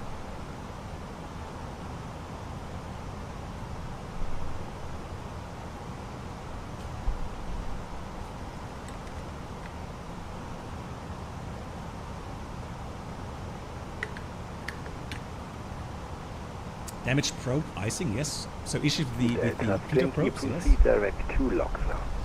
So kind of direct to LOXA. Incorrect airspeed indication. No, high temperature is calculated. High temperature is all covered. Yeah, you do an 80 knots or 100 knots check for two reasons. One is incapacitation check, and the second reason is the speed check. Yeah. What about wind shear on takeoff? What happens then? Say if you're taking off and suddenly get 20 knots tailwind. Now what? Hey, Manavera, Silver Arrow 156 will request taxi. Yeah, exactly. Give me the wind shear. Silver Arrow 156, taxi to holding ground runway 09. Now, as a general rule, exactly, Ghost.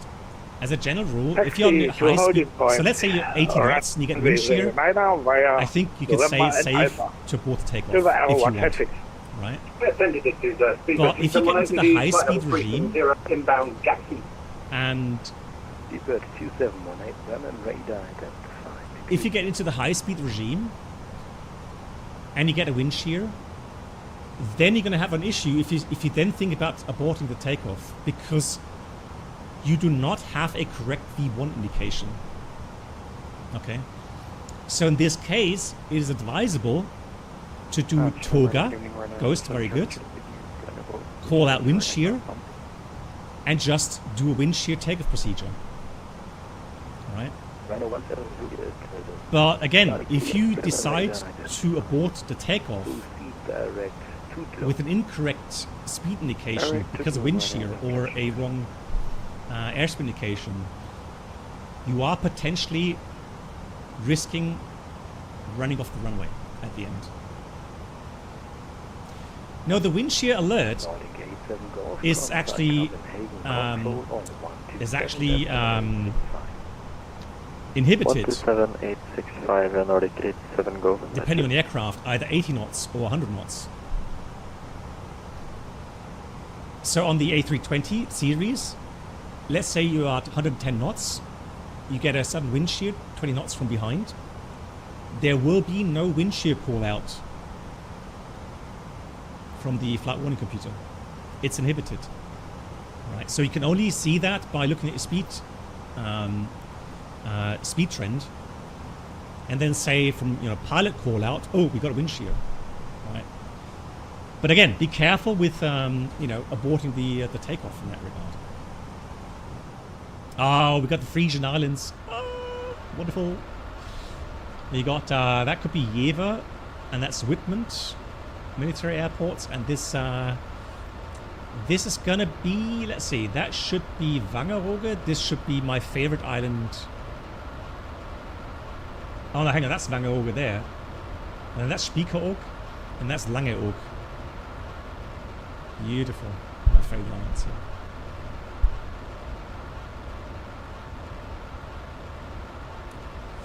Exactly, Dennis. And again, remember that your energy state of the aircraft is referenced to your ground speed, right?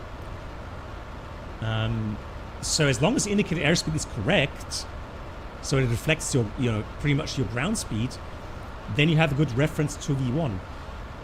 Once the V1 speed gets inaccurate, then you have a problem.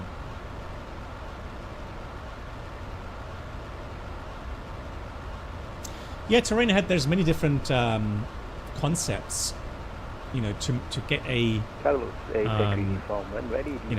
reference to board takeoff, right? And you do a briefing, yeah. Now, I think it's fair to say that modern aircraft these days, with these very good flight warning computers, with the inhibits depending on the flight phase, it makes your life as a pilot a little bit easier. So, for example, you could brief, below 80 knots. I'll abort for, cautions, warnings, thrust loss, ATC call, birds, whatever. In the high speed, so past 80 or past 100 knots, clear for takeoff. I will only abort for thrust loss, aircraft not controllable, ATC call, and any warning coming through the inhibition phase. Right? That way, you make it simple. And that's actually what you want to do. It's a very highly dynamic situation on the takeoff run. Remember, especially let's say I'm the captain and pilot flying, and we have a strong crosswind takeoff. Then I am actually focusing on the outside mainly to keep the aircraft on center line. I will quickly check airspeed from time to time and maybe engine instruments very quickly in my scan, but mostly I'm outside, right? So if I hear from my first officer 100 knots in the Airbus or 80 knots in the Boeing aircraft, I know now I'm in the high-speed regime, and now I will only abort for the things I've mentioned, and these things will be things I can definitely feel. Yaw moment, thrust loss, right? ATC call, aircraft not controllable, I can feel that. Or I hear a master caution bell. Right, so I have my triggers that are just making my life, especially then in a high dynamic phase, a lot easier. And that's the thing, right? Let's see. I have. But I tell you what, I don't have 115 open. But it is tuned.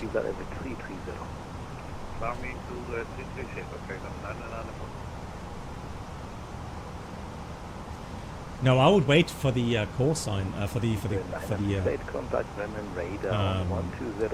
instruction.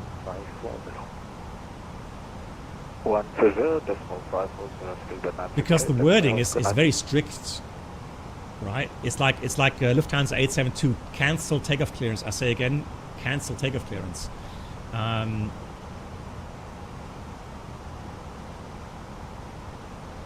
Right, so they're not supposed to say stop or anything, because stop is a call out for the pilots, right?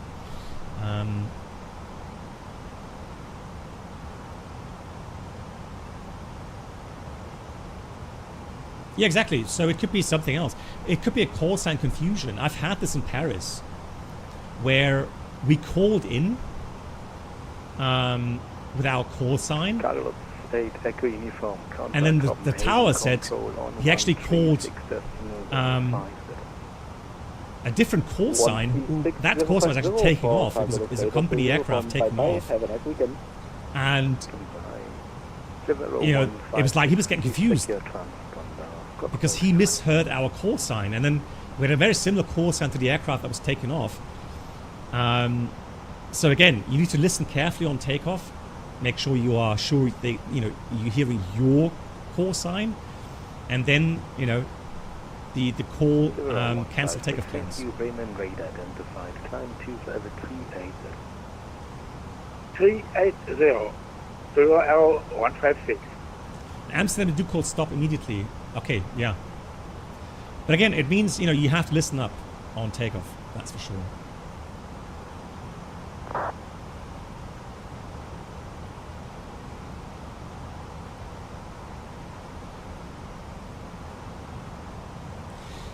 That's the thing. That's the question to rain ahead. Yeah. Was that because the control was under stress? Okay, then 994 negative. I can give you 4 minutes. If you again, you know, FSLabs is very, very similar to the FENIX.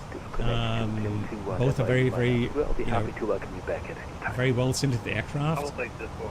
And yes, I agree. FENIX has some better visuals. FENIX has, in my opinion, as well, better sounds. But what I do like about the FSLabs, it has a very kind of fluid integration of all these different, you know, systems, ACARS, your flight plan, Nedigraph, tech logbook. Thank you, bye-bye. So everything that gets me immersed very nicely. So that's, you know, for me, I like the FSLabs. What I didn't like with the previous, so the flight model, previous to the latest updates now, I didn't like on the final approach, because I had a feeling that ever so small inputs in the pitch axes had a very large effect on the sync rate. So for some reason, it just put me off that I tried, as a pilot, what you do, you look at pitch and power, right? So you look at the runway or the instrument, and when you are on glide slope and you have the correct vertical speed, you have a reference pitch, okay? Then let's say I get a bit high on the glide slope. I change the pitch ever so slightly, maybe reduce the thrust a bit, and then I know the resulting change in vertical speed. Right? You get a feel for it. The problem there with the previous version was the change in vertical speed was very erratic. And that's why I had an issue trying to judge the corrections by looking outside or looking at the instrument.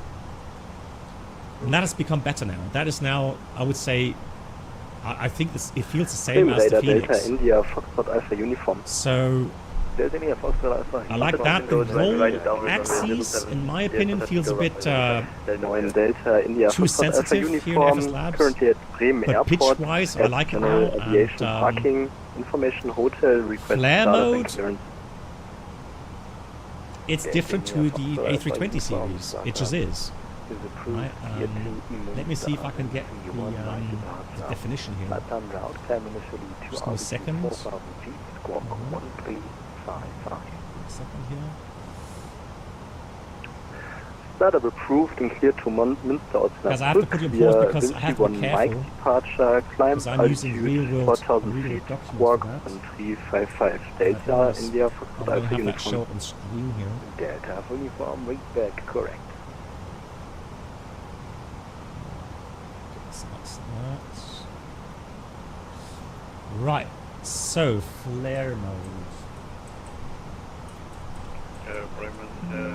Radar, can I stop flare mode, flare mode. Normal law. We can make it 310. If you like descent to level 310. There is flare mode. Okay, so flare mode. Okay, Peter, moin, Lufthansa 1 for Echo, flight level 390, climbing level 400.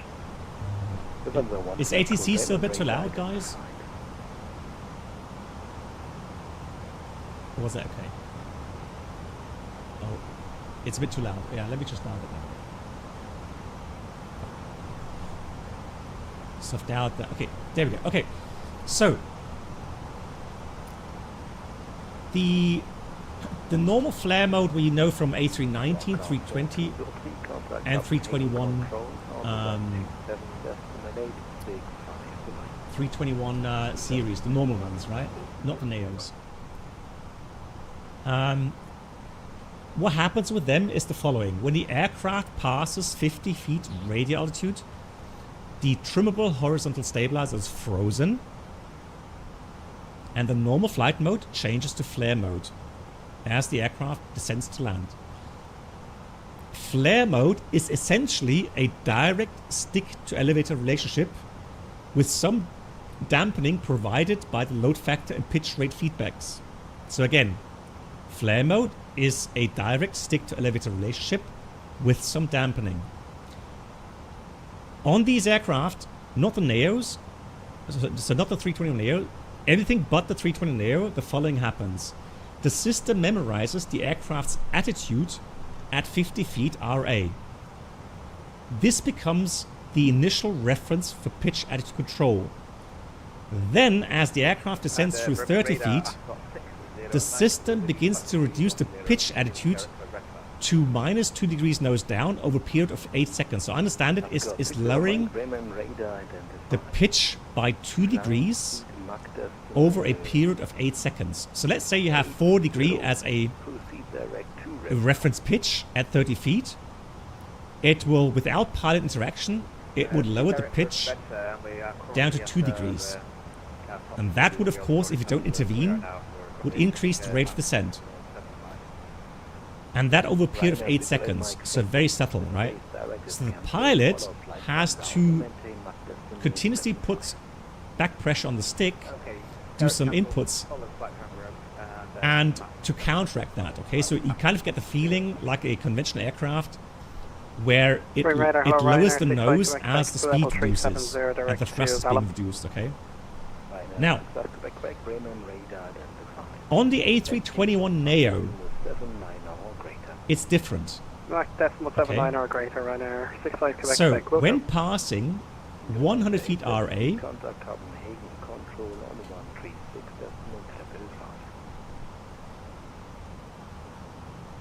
okay, I understand that was for Lufthansa 872-136-555, confirm?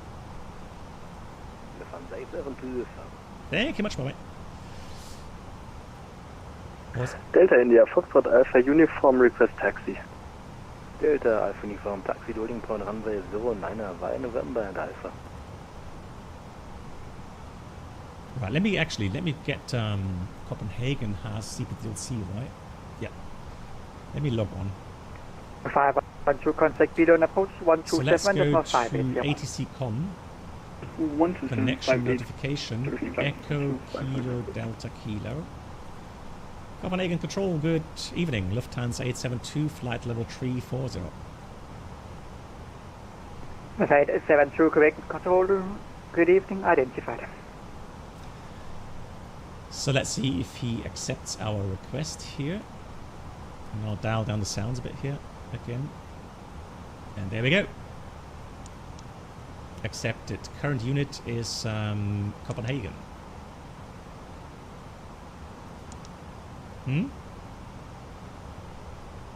Why is that not closing? May have found a little issue there, but anyways. Okay, so hey Yannis. So again, at 100 feet RA on the 321 Neo, the trimmable horizontal stabilizer is frozen, and the normal flight mode changes to flare mode as the aircraft descends to land. The flare mode is essentially a direct stick-to-elevator law without auto-trim, with some dampening provided by the load factor and pitch rate feedback. Speedbird 820 on navigation, direct Delta, contact below and approach 127.580. The flare law provides full elevator authority. So you will see, contrary to all the other variants, on the A321 Neo, there is no pitch down simulation. So there's no 2 degrees over 8 second pitch down simulation. Alright? So that's a difference for the 320 Neo. Now, it means the aircraft actually behaves different in the flare. And I can tell you again, from my real-world experience, it is making landing the 320 Neo challenging. It just behaves differently. It's just the way it is. And yes, it can mean it's a bit more flary. Why? because your muscle memory will cause you quite often to pull back too hard and get you in the floaty kind of situation over the runway.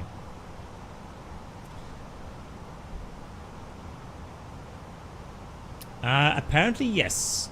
Apparently, you do have. I'm not sure 3 ACTs, but I know it has 2 ACTs. I would have to check that. I'm not sure if it actually has 3 ACTs. Yosem, I cannot. Again, I would. I've always said here, at least for the last couple of years, I'm never giving out buy recommendations for any add-on. All I can say is I can give you my impression of the add-on, highlight the pros and cons, but I will never ever make a buy or a no buy recommendation. Okay, that is still up to you guys. I don't know where you put your your preferences. I don't know where you put your focus, right? Oh, the sharklets. No, I don't see the sharklets being floaty by design. Yeah, it does reduce the drag, so the sharklets do reduce the drag just a tad, but it doesn't mean it becomes a lot more floaty. What happens if the RA is in up? Well, you get into direct. You get into alternate law, and then on landing with the gear down, you get into direct law. Well, even though I think with RA radar altimeters, yeah, it will go alternate and maybe then direct law on landing if both fail. And then if you're in direct law, there is no flare mode in any aircraft,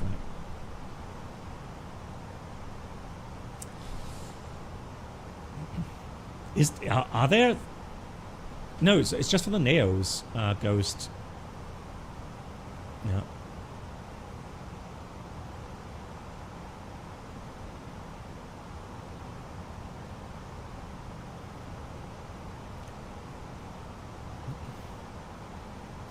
So terrain head is so hard to to value add-ons, right? And I mean, again, because everyone has so many different aspects they look at and focus on. Can I follow? Thank you. Go ahead. Tango Squad is a plan, monitor by 122, that's right. So Yanis, I honestly, it's one of those discussions where, and it's my opinion, I think both FENIX and the FSLabs, both of them have a level of detail that allow you, in certain regards, to practice for your real-world check rides. And the limitations come from the amount of abnormals you can activate, and the way the flight warning computers actually display your checklists. And I know any real-world pilot flying the A320 knows that over time, flight warning computer standards change, and then certain checklists will change.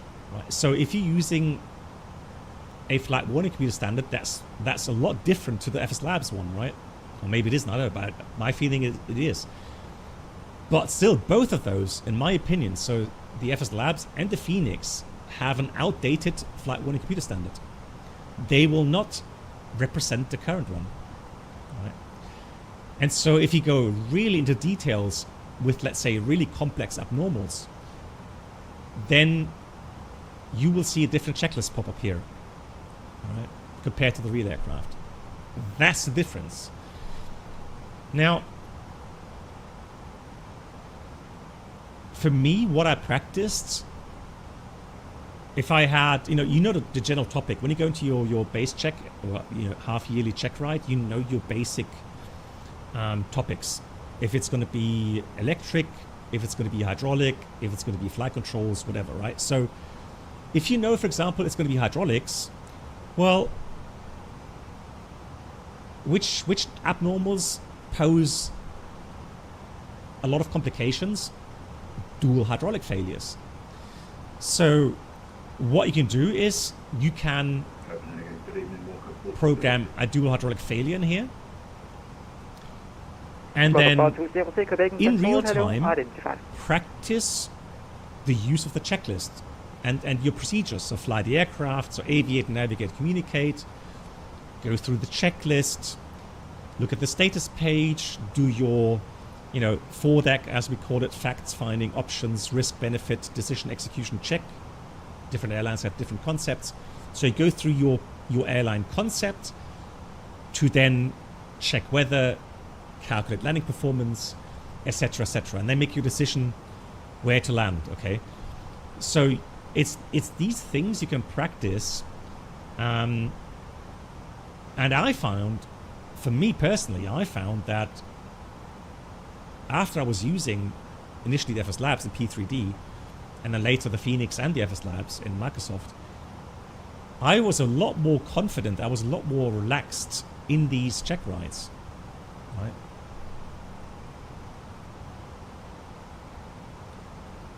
Also, I mean, you can practice approach types. Look at your, you know, LVOs, so low vis operations.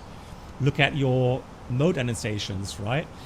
This is something I've always found fairly complicated and always worth, you know, revising again, because it's crucial that you have the correct FMA modes, and then you can progress radial altimeter failure, for example, in the Cat 3 approach, right? And then see what happens. Oh, autopilot drops out. Okay, go around. You know, do the procedures, right? So again, to a certain degree, yes, you can practice for your check rides. Yeah, exactly. Yeah, Yasum, I said that so many times already today, and yeah, I agree. The visuals in the FENIX are better, but are the visuals here bad? No. If you say toeless visuals, you know, could be a lot better, yeah, I agree. Right. But here the visuals, they don't put me off, right? It's just the way the aircraft looks. It's okay for me. I mean, yeah, exactly. We come from, you know, FSX and P3D, right? I mean,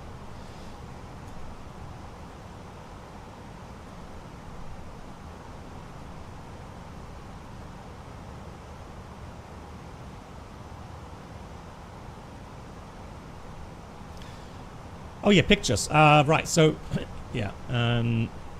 Yeah. So we were, my wife and me were on a 2 weeks cruise, on a cruise ship, not the Hurtigruten. We were on the Havila Voyages ship, and that was a lot more modern. So they're actually running either on batteries or on so electric power or gas.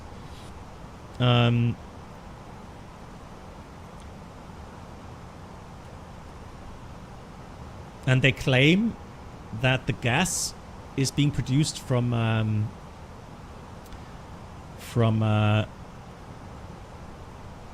renewable energies, right? So again, I'm not selling the product, right? I'm just saying. Right,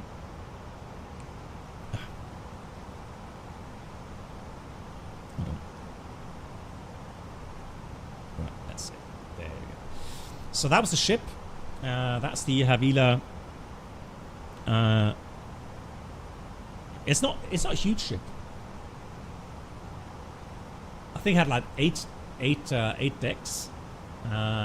You had different kind of, you know, sized rooms. Deck 4, 5, 6, 7, and 8.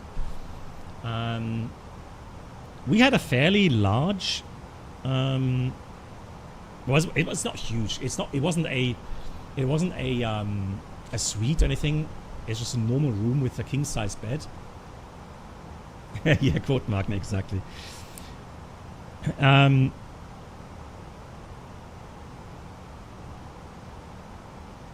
see. Yeah, so very comfortable, very nice lighting as well. Very new, large TV screen. So that was all very nice. Let's see.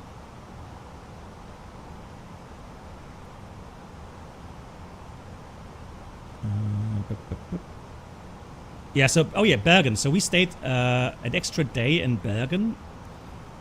And we had, again, you can see the beautiful weather. We had beautiful, beautiful weather. And we were so lucky. And so on the...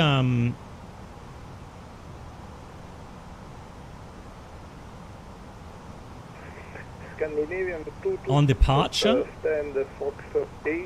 so we departed in the evening. My wife. So we departed on the evening. Hey,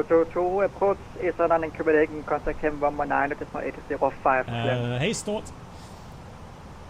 Yeah, it was beautiful weather in many, many places. So what we had was really amazing,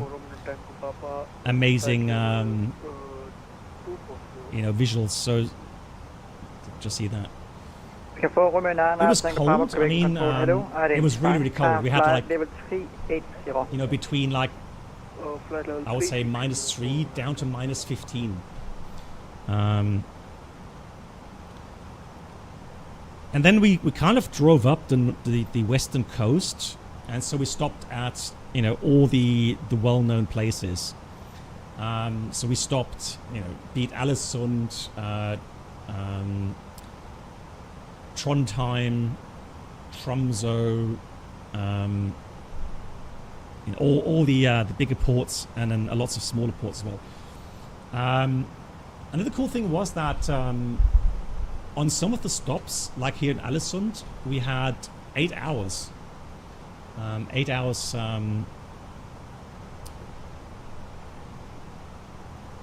time at the harbour. Just to make sure that we don't miss any calls here. And we did a hiking tour onto a little mountain there, and again the views. That was from. That's from the yeah, you can see the views there, and again, the weather was just so beautiful, so nice.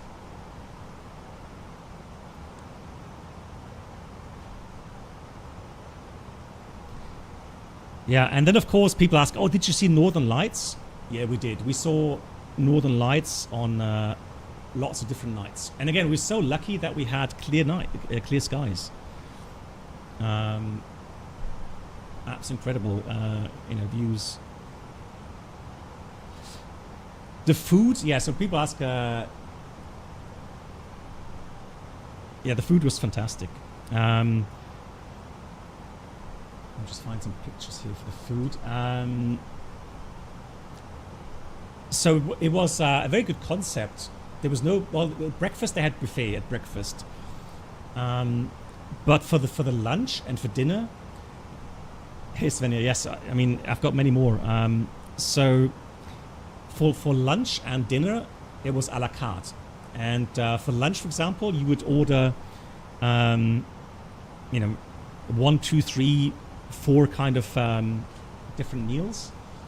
So for example, this was breakfast. Good evening, Lufthansa 14 Echo, flight level 400. So you would order one hot type, so you could have pancakes, you could have English breakfast, you could have an oatmeal. And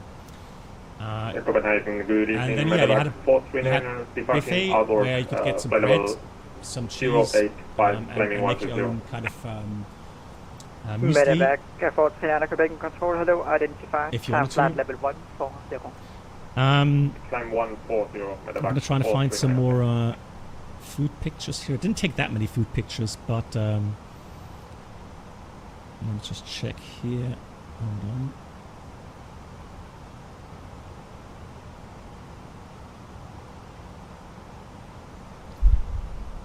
Good evening, following compound position, flight level C40 131. Yeah, where's my... I'm just realizing.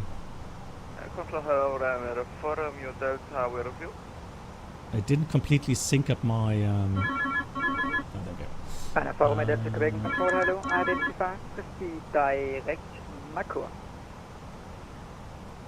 Right, switch to advisory. We'll send that. So Wilco send to 2.8. Off we go.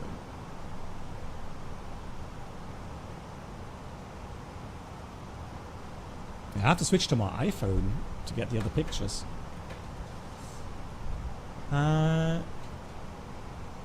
Oh, Cargo Pilot.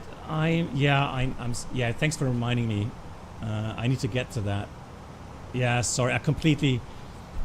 I was so busy with all the preparations, and yeah. But can you maybe give me a shout again on Discord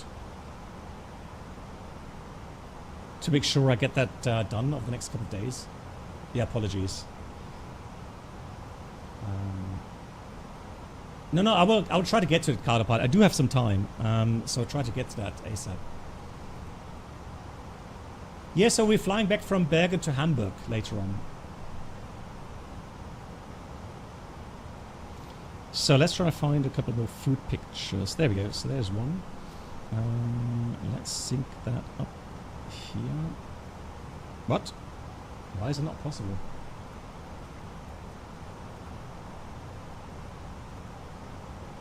Hold on.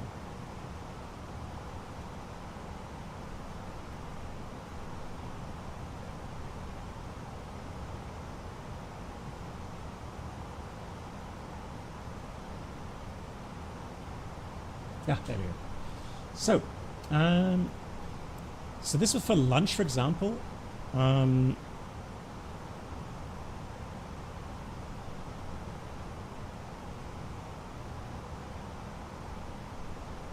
that was a lunch. Ordered some soup. That's asparagus. Very tasty, and those portions then were fairly small, so you could have like 3 smaller portions. Which is great. Again, very healthy kind of kitchen. You could order salad if you wanted to. Meat, a lot of vegetarian meals as well. So, for example, that was in the evening. That was some, I think it's cod with asparagus and some shrimps there.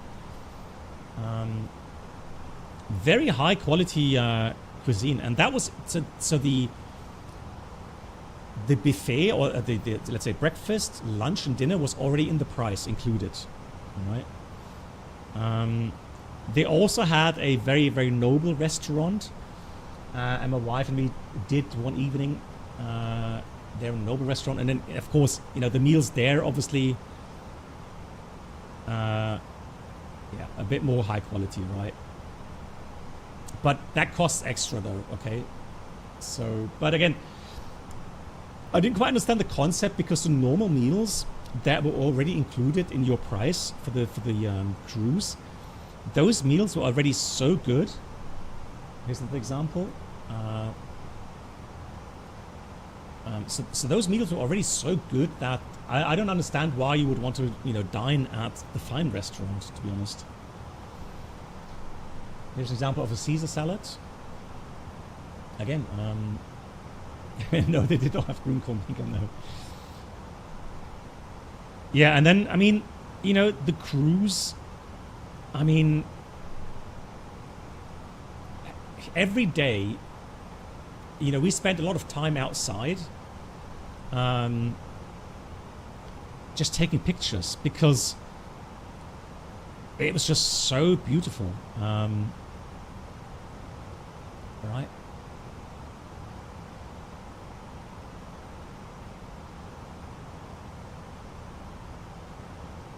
That was in, that's Trondheim, I think, correct? Yeah, we had about 6 hours. No, it was 4 hours. Hang on, was it 6? Right, I think we had 6 hours in Trondheim. And, you know, people, you know the bridge here? And we actually walked up, we hiked up to the military installation there. Oh, that was cool. Hang on. That was actually interesting. I heard some jet noise. And I was like, hey, what's that, right? And no, that's not it. Hang on. No, that's from the old military. Oh, where was it? Hang on. Just had it. Was it this one? Yeah, there we go. F-35s. Not sure if you can see them. So the 4-ship of F-35s flying over. Very cool.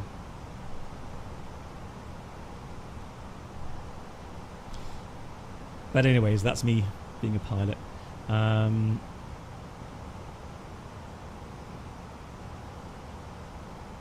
Yeah, so that was looking down in Trondheim.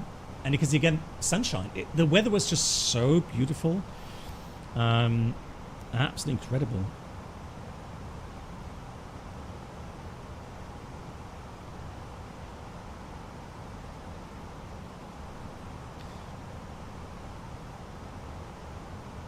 And then, of course, we were in Tromsø. Now, Tromsø, our good friend Captain A320, so Sven, he has an amazing video where he flew an approach into Tromsø. And we've been on Tromsø here on stream some time ago.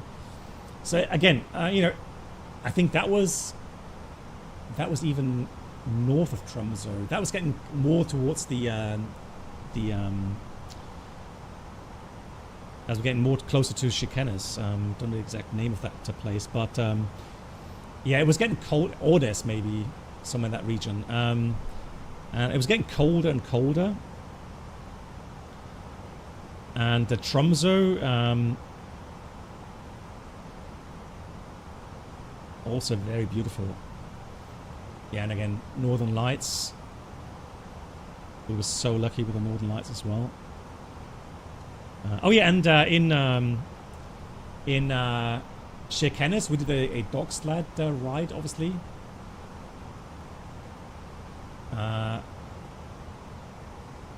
Which was interesting.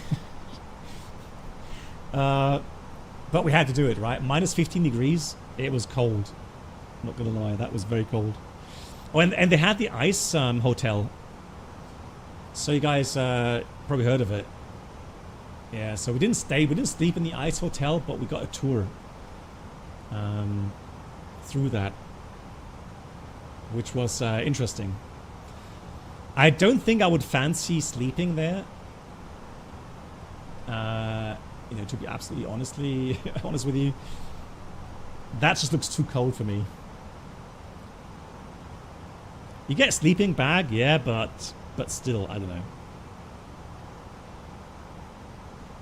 Yeah, and look, you know, these impressions, so the sunsets. Oh yeah, and then one night, actually it was snowing as we were getting to Kirkenes. Yeah, we got a lot of snow as well. Crazy amount of snow. Oh, I've got top ascent coming up, gotta hurry up.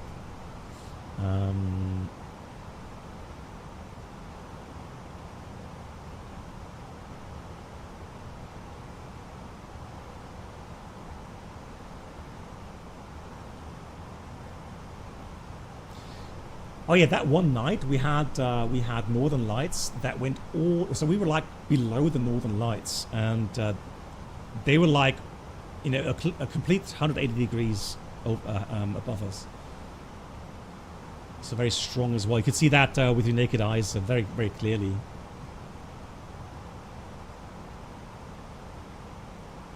Yeah. So again, absolutely incredible. Right. Anyways, let's prepare for the approach, shall we? Yeah, I mean, it can change completely. If you imagine being 12 days on that ship, and just have like overcast skies or, you know, foggy weather, everything gets grayed out. It's like gray. There's no colors, right? I think that has a different effect on your mood and your impression of such a journey. So, you know, flying there in wintertime is definitely risky. Or you know, doing the cruise in wintertime is risky there, and again, I know that we were very fortunate. Now, up north, the Bergen Sea, we actually had 3-meter high waves, and my wife's not listening, but my wife got seasick one evening. I didn't, luckily, so I felt good, but it was really, really hefty. It was like when you're lying in bed, it felt like, you know, like almost 0 G at some points, and then as the ship went down again and hit the water, it felt like, you know, plus 2 G. Exaggerating here, but it was definitely a challenge. Hey, we may have ATIS here. can see we've got Bergen ground at least. Yeah, Bergen ground, nice. Let's have a look. Do we have ATIS? Yeah, we should have ATIS. Welcome aboard the Captain Black Box Twitch channel. Oh, there it was. Information. Could new No, hang on. subscribers please make your way to the Where's my first ATIS? class cabin, where complimentary drinks, snacks, and premium flight entertainment will be served. Thank you. And Alpha, first of all, thank you so much. Alpha, thank you for the 46 months. Sorry for the late call out, Alpha. And then we had Sim Caesar. Hello, long time no see. 85 months, Sim Caesar, greetings to you. And a big shout out to Sim Caesar. Check out his channel on Twitch, please. Caesar, I hope you're doing well. We had an American couple there one day on with us at the table. Had some great talks with that guy. He was from California. He didn't actually say which city, but he said from California. Very old couple actually, and they were blown away as well with the beauty of Norway. Right, I'm not getting it here. So, oh yes, yeah, there it is. I'm just not patient enough. Information Foxtrot. So we have at 1850 Islas Whiskey. Transition level is 80. I'm going to enter that into the MCDU already. 080. Cavalcade, beautiful. I'm looking forward to a beautiful approach there. And the arrival routing should take us right over the city. When we flew to Bergen IRL for our cruise, we actually landed 3.5 straight in. It's still a beautiful approach, but we didn't fly over the city, unfortunately. Ooh, that's a hefty wind, 160. Oh no, that's at 1,200 feet. On the ground, it's 160.12. And 160.12, we have -1. And Kinich 1015. Now we are trying to fly the RMP Zulu. So let me try to get that chart up. RMP Zulu.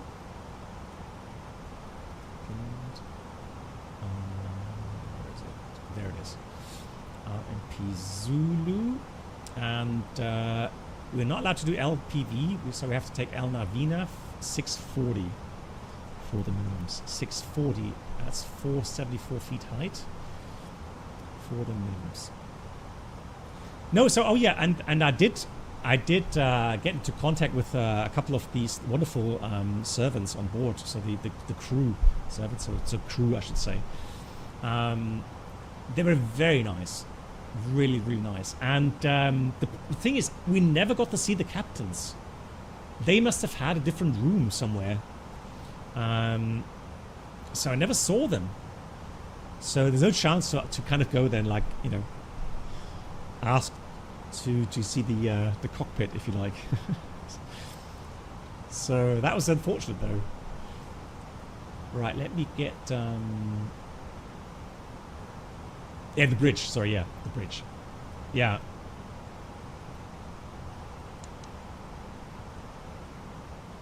Right, close doesn't work here. Interesting. Good. So the arrival. Let's quickly check the flight plan here. So the arrival is the Bada to November. So we got a couple of restrictions here. So we got Bada. Then Octos 90 above. That's correctly programmed. Then we've got Dipma, Lekda, Lusap without any restrictions. Then Bravo Romeo 624. 220 max in between 6,000 8,000. That's what we have. Then Lutif, max 220 knots, correct, also between 6 and 8. What was the transition level again? 80, okay. Then we fly on the Arc. So that's 23, 22, 21, 20, and then Gilva 4,000 above, correct. Then we get onto the approach. And the approach, very important now to check the initially bar blue 3000, speed 200 maximum. Okay, then we go down to ADVEF. Final approach point, 2,400 feet. Exactly at. And then it's a 3-degree profile down. And the distance is 7 miles. 7 miles, 3-degree down. So geometrically, this is checked. Question is, do we need to do a cold temperature correction? I would say yes, because it's -1 degree Celsius. Okay, so I'm going to enter the data here for elevation, etc., and then see if we can correct something there. Top of drop coming up. I'm going to dial down 80 as the lowest. Hey, Airbus, Gute, and Geo. The latest, Geo, the latest settings that I'm using are on my Discord. So I'm using DLSS 4.5. I'm using FrameGen from AMD FSR. I'm using quality mode, and the preset for the DLSS 4.5 is M. Right, so let's check charts, approach, Zulu. So the sector is 5,500. Right, let's start with elevation. Elevation is 171. Ground temperature is -1. Initial approach altitude is 3,000. Final approach point altitude is 2,400. Descent altitude, or MDA, is the 640. So corrected, it should be 670. The flight path angle is 3. Corrected angle 3.2. The current altitude is going to be 3,000. So we should fly 3,200. No, let's leave that at 2.5, let's say. Any additional? Let's do the MSA 5,500. So there would be 5,900 rounded up. Okay.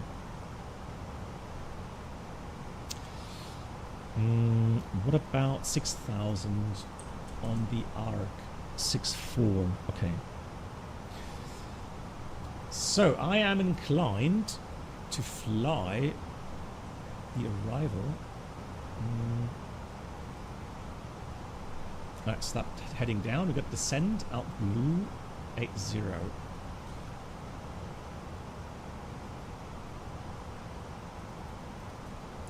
So we have this coloring here at 4,000 feet. Alright, so this would be 5,000 for 1,000 foot clearance. And then with the cold temperature, stream crash? No. It should be running, guys.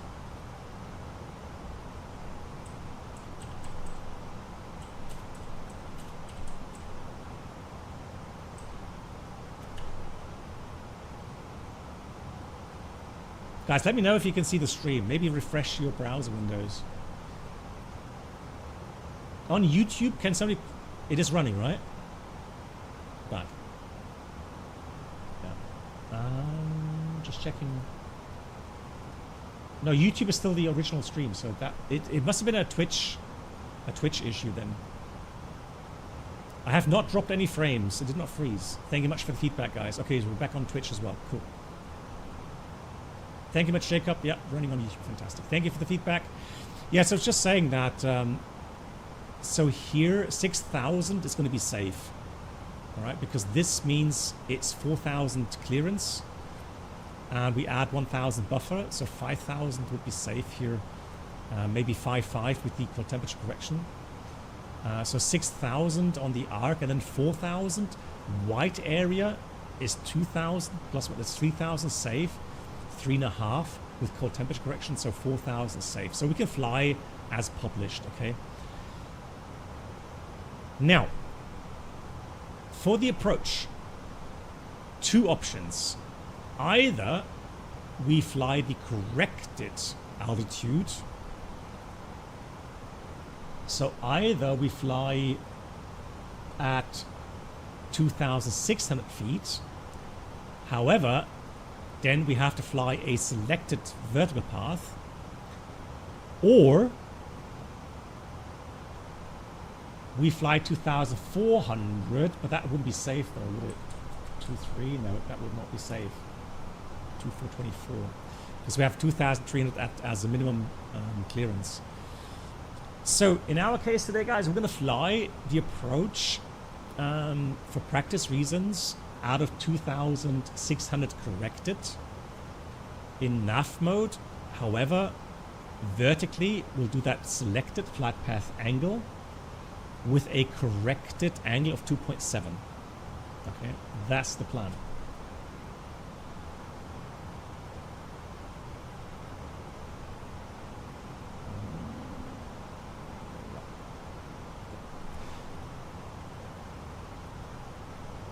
And then missed approach goes straight ahead. Unsil holding, climbing 3,000. Fantastic. Well, I want to look outside at the scenery. And we are blessed with beautiful weather. Stavanger should be behind us somewhere. Stavanger. Yeah, so it's different. So if you're flying an ILS approach, obviously you would just check that you have enough clearance, obstacle clearance. And the ILS approach, the standard ILS approach here, you know, you could go out of 2,600 and yeah, and then set the glide slope around 7.1. Or you could go 3,000. Yeah, you could go 3,000 and intercept the glide slope out of 3,000. Because again, the glide slope is a physical glide slope indication, right? So there's no risk of getting below the glide path like in a non-precision approach. So non-precision, where you have to check raw data altimeter setting or altimeter values on the approach, then you have to correct those for the cold temperature error indication on the altimeter, right? So that's the difference, right? Yeah, 3.2. What did I say? Yeah, I looked at the go round. No, 3.2 exactly. 3.2 degrees down. You are correct. Yeah. Cool. Let me switch the TCAS to below. And flight time remaining is about 20 minutes. So we'll wait with the seatbelts. We have a total distance of 90 miles. Now, normally that would mean we would be a little bit high in the approach. But since it does give us the option later on to shortcut, depending on traffic. But if there's no traffic ahead of us that we would get in conflict with, I think we would shortcut from maybe, yeah, Bravo Romeo 623 to Gilva. That would be my plan. So it's a good thing that we're going to be between 6,000 and 8,000 here, because then we can make that shortcut without getting too high in the approach there. And then, of course, we're going to be below clouds to see some of the beautiful scenery.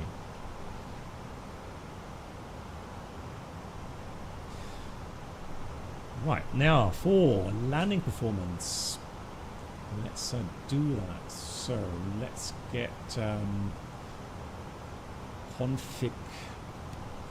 Let's go for config full landing weight. Yeah, 62.5 looks good. So we'll take 62.5. 1014, 6015. -1, I think it said, but we'll leave that at 0. That is fine. And yeah, 1015, 6012. Yeah, that's good enough. That is good enough. Reverse non, anti-ice. Just put engine anti-ice. The landing runway condition is not being quoted here. Now, it doesn't say contaminated. What we'll do, just for, you know, to give us a bit of a buffer, we'll use that with wet runway. It still means brake action good. 17, calculate. So let's have a look here. Oops. So we have 2, it's a bit less. It should be 2550 meters and not 27. Let's see what the chart says. The chart says, yeah, display threshold. Okay, so the calculator here is a bit wrong. So good thing we checked. So let's calculate that again. So with... Wow. So order brake low. Hey Zagil, hello. It gives us effective, you know, above available. So we have to do medium order brake. Then we have 2,000 meters. Yeah, okay, there we go. Go around gradients, no problem. Max landing weight, also no problem. But there we go. So we'll take medium.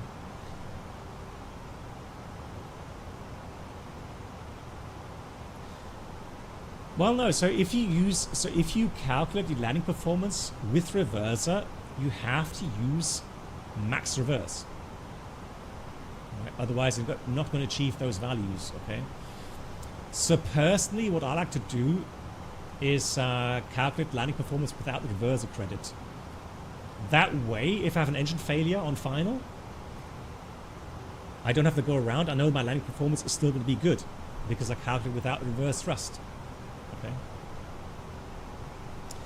Okay. Sim Caesar, last night there was serious problems staying connected. Yeah, maybe that's the case. I'm noticing that as well sometimes with Twitch having issues. Yeah. Good. So order brake medium it is.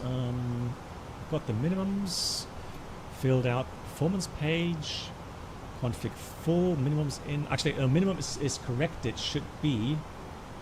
Minimum corrected is 670 for the cold temperature. There we go.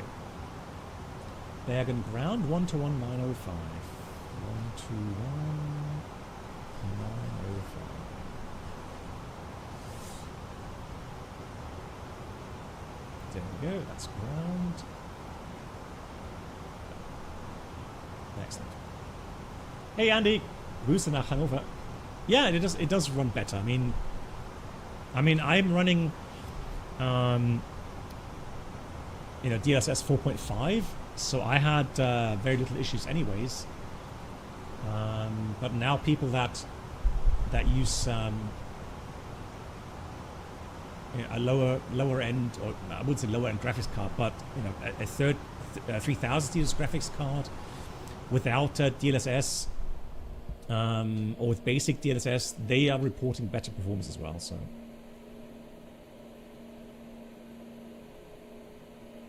600th Airbus aircraft, incredible.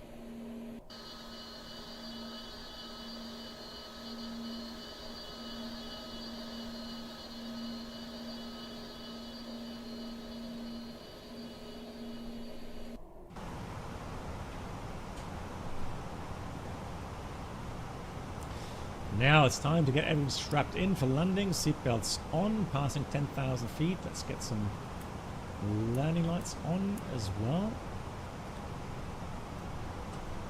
Meine Damen und Herren, wir beginnen nun mit unserem Landeanflug. Bitte achten Sie darauf, dass Ihr Handgepäck sicher verstaut ist und überprüfen Sie, dass Ihr elektronisches Gerät im Flugmodus ist. Alle Sendefunktionen müssen ausgeschaltet sein. Ladies and gentlemen, we are starting our approach. Please make sure that your hand baggage is safely stowed and that your portable electronic devices switched is the next flight with failures planned, Jacob? Must be switched off completely. Bitte stellen Sie jetzt noch Well, we're flying the FENIX und klappen Sie die Tische on the wieder next zurück. flight, just as a comparison. Platz werden gebeten, die Sonnenblende zur Landung zu öffnen. Vielen Dank. Ladies and gentlemen, please ensure that your seat is in the upright position and your table is folded away. Passengers seated at the window seat are kindly asked to open. And I will make a separate stream very soon. So another stream with failures, with a failure wheel.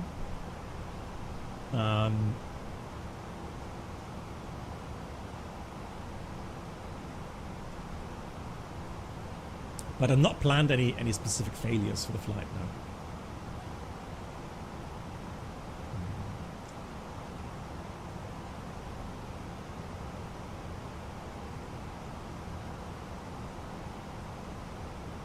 Okay. Oh yeah, one more thing. Before I forget, normally you have your crossing altitudes on the approach, correct? So for example, if you fly this in selected vertical mode, you have to check these crossing altitudes. So 6 miles from the runway, 5 miles, 4 miles, and so on. Now for that, I need to correct these altitudes as well for the cold temperature.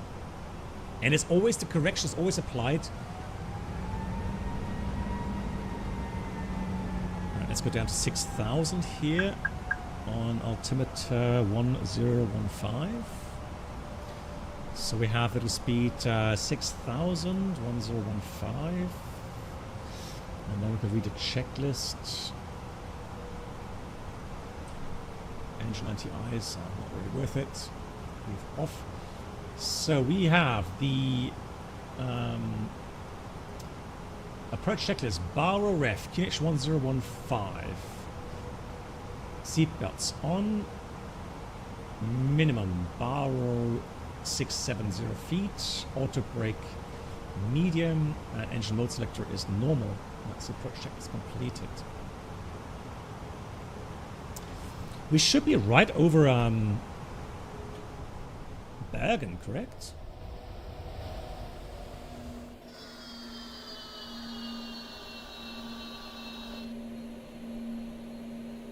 Or is it over the next hill there? No, it's behind that, isn't it? So this arrival routing is actually a lot further out. Yeah.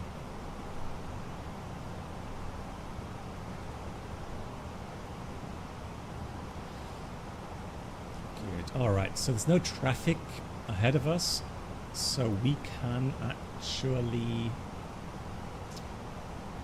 go from 623 to Givla.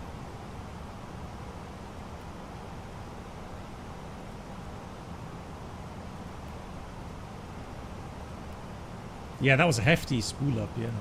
That's strange. There we go, 6,000. Maintaining green dot. Yep, yeah, you're right. I was talking about correction of the intermediate altitudes there, of the crossing altitudes. So I'm going to put in 2130. Then it is 1810. 1810. 1810, 1490, and the last one is 860. Okay, so corrected values here are, here we have to check 2244, there is going to be 1905. Here's going to be 1570, but then it's going to be, I didn't check 1180, so 860 would be 900.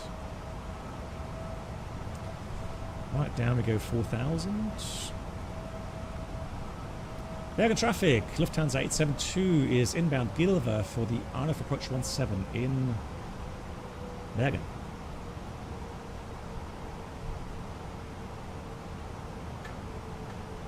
Yeah, nav accuracy is checked in the good point. So we have accuracy at the moment, left side 0.09 and the right hand side 0.09 as well. Later on for the final approach it's going to be 0.3 required, but that accuracy on the progress page shows it's good enough. Beautiful. All right.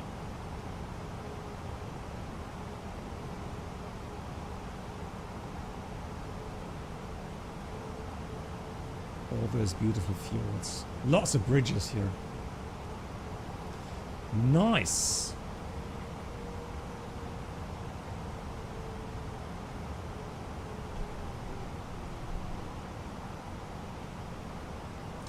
Planned equals time slot scheduled. Which plan, Jacob? What are you referring to?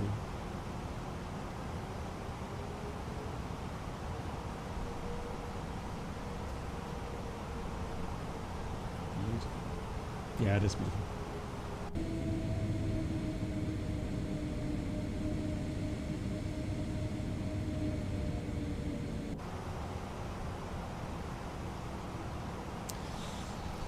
So we can go down 3,000 and we're allowed to go down to, to 3,000 at Bablu. Now at VEF though, we did say we'll only go down to 2,600 instead of 2,400.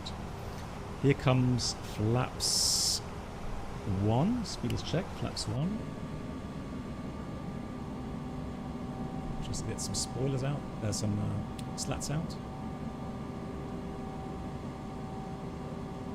Oh, sorry, the next flight with failures. I'll announce it, probably sometime next week.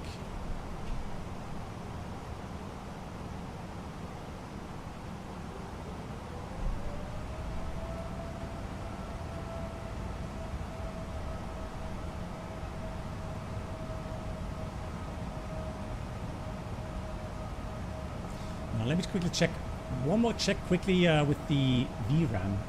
So GP memory 11.8.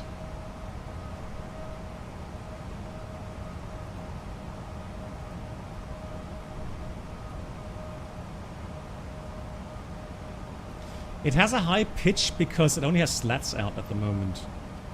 So there's no flaps. That explains the high pitch. Oh, down. So we go down to 2,600 now. Here comes flaps 2. Speed check, flaps 2. Speed, vertical speed, 2,600. And we put this already to flight path angle. So we have speed, flight path angle.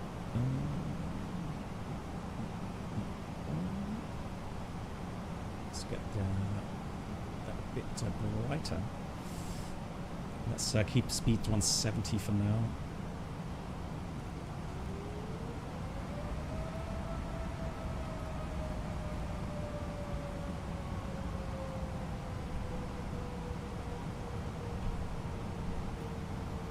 There's the runway. Bergen traffic, Lufthansa 872 turning towards ADVEF, runway 17 in Bergen. Thomas, yeah, hello to you.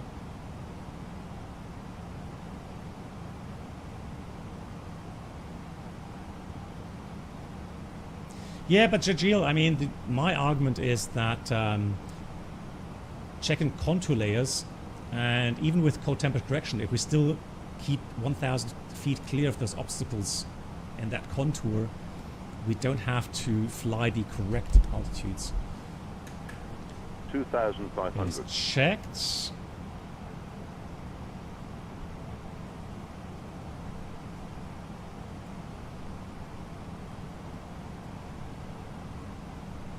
Out star, speed going managed. Gears coming down. Now that we're selecting alt, we can go and use 3,000 missed approach. Let's do 160 here. And then let's start descent at 3.2 degrees. Flight path angle minus 3.2. Flaps 3. Speed check. Flaps 3.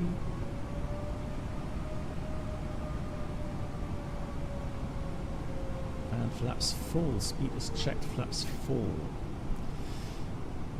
Right, so now we're going to check at 6 miles, corrected 2244.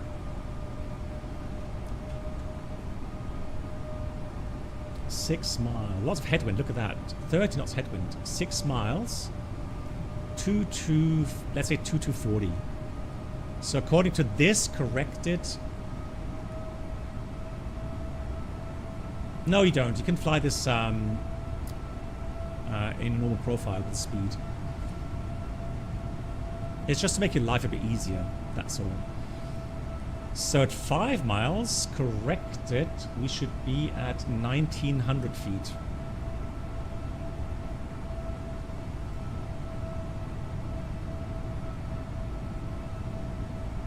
Okay, good. Right, let's do some manual flying, shall we?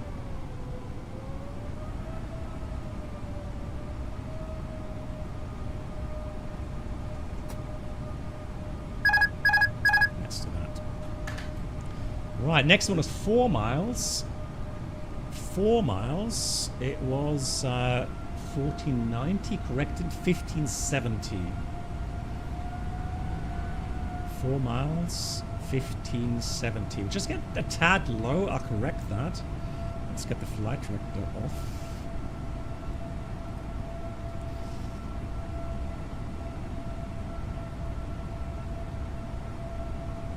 And then at 3 miles, 1180. 3 miles, 1180 should be about 1470. No, this is right. 1370. So 3 miles, about 1270. So should be okay. Next one is going to be 2 miles, round about 900. Landing checklist, equipment landing no blue. Runway seems clear. 2 miles. Around about 900. Just can't get over how beautiful the scenery is.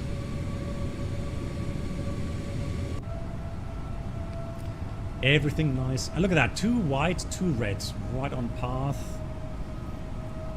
The wind is now shifting a bit to the left, interestingly enough. 100 above. Yeah, one was inside.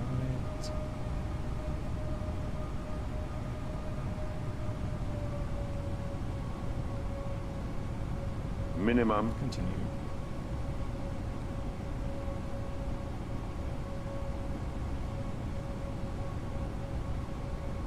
$500.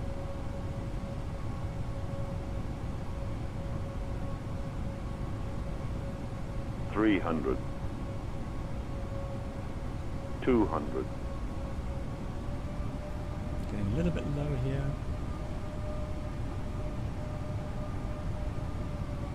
$100. Yeah.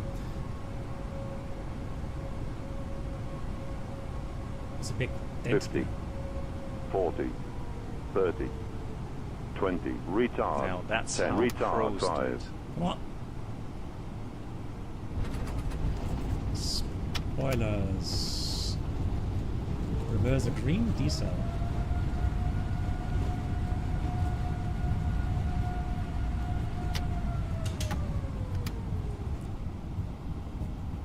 Auto brake off. That's what we're looking for. Auto brake off. Yeah, I have to admit that I'm a bit surprised that it is a bit stuttery.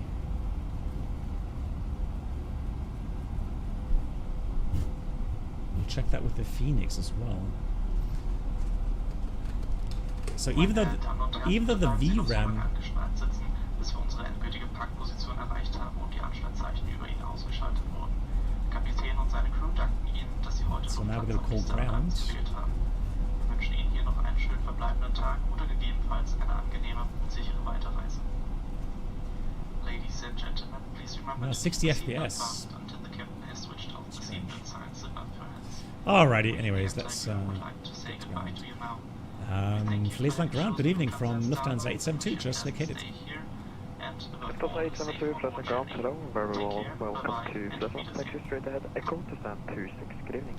Echo, stand 26, good evening, thank you so much from Lufthansa 872. Windshear 3982, no further into So there's no need for taxi charts, I can see 26 there. And we can put that onto MCDU, that's AOC menu, gate 26. And that should activate GSX. Yeah, the sounds, I admit as well, the sounds could be better here.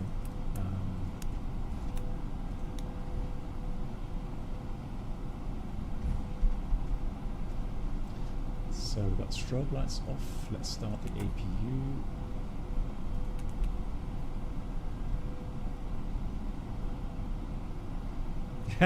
No fish go.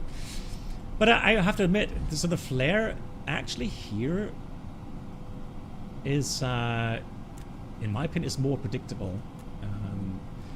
And then of course people will say it's a bit flary because it is different to what they're used to with the other variants. It just takes practice.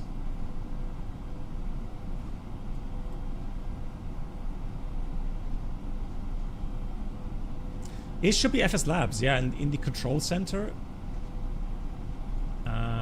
you should be able to select and download that, right? 8 meters, stop, what?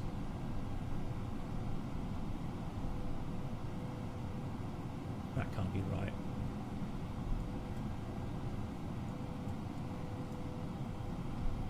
I downloaded the GSX profile for crying out loud.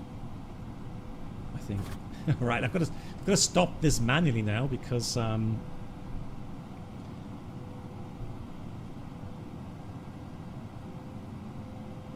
it only goes forward and backward. It doesn't go sideways.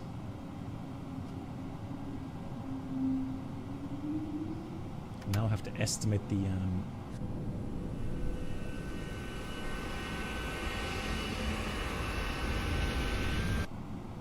right, that should be good. Yeah, that should be fine. Let's park brake on. APU is available. Bleed on. Left arm ground, Bukel, Scandinavian 155, requesting push to start, stand to 8. Transponder away. Scandinavian 155, left ground, hello, push to start to stroke, QNH 1014. Push to start to QNH 1014, Scandinavian 155. Cabin crew, all doors in park. And fuel pumps. The boarding requested. What time is it? 2100. That's not bad. That's not bad at all. Terrain mode off here, and then FPA. And we're good for a checklist. Let's read the parking checklist. Park brake or trucks. Park brake is on, engines off, and fuel pumps off as well. So that's the park checklist.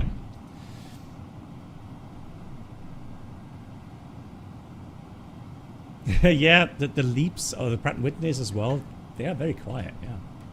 They are indeed.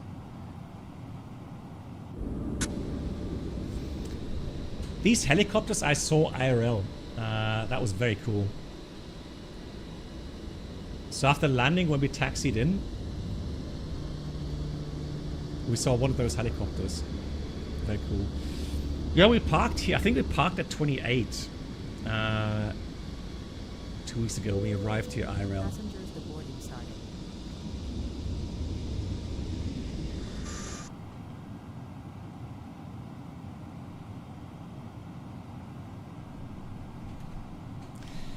Guys, I can't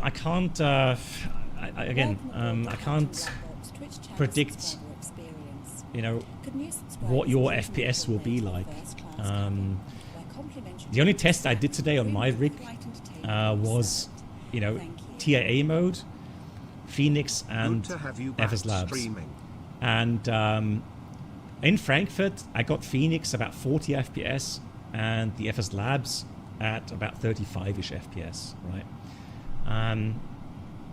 Yeah, so like a lot of add-ons in Microsoft Flight Sim, you will only enjoy 60 plus FPS if you use DLSS and frame generation. That is just the way it is, I'm afraid. Do you have a favorite destination to fly to? No, not a single one. There's many airports I like. Innsbruck, Nice, Ajaccio. In the US, lots of airports. I mean, I don't have a single favorite one, no. Yeah, I can have a look at the European tour again, yeah, Ghost. And again, one big improvement is the pitch sensitivity now on final approach, much more controllable. Aircraft handles nicely. Yeah. No, not Paris, no. Do I understand people commenting saying, nah, I'll wait for the FENIX with the update? I can fully understand that. Yeah, absolutely. I up till like 2-3 years ago, before we got frame generation, I always locked it to 30 FPS. It was smooth, it was fine. No complaints, right? Yeah, but of course, if you already own the FENIX and, if you say, well, I'll wait a couple more months to get the Neos in the FENIX, fine. I fully understand that. Anyhow, well, but then again, I enjoyed this flight. I can't say, anything really negative about this add-on, apart from, sounds could be a bit better. Yeah, FENIX visuals are a bit better. But overall, ACARS worked, CBDLC worked, GSX integration worked. Yeah. So 5 minutes is 5 minutes, Dennis. Yeah, sure, absolutely. We'll wait for that, and then I can tell you.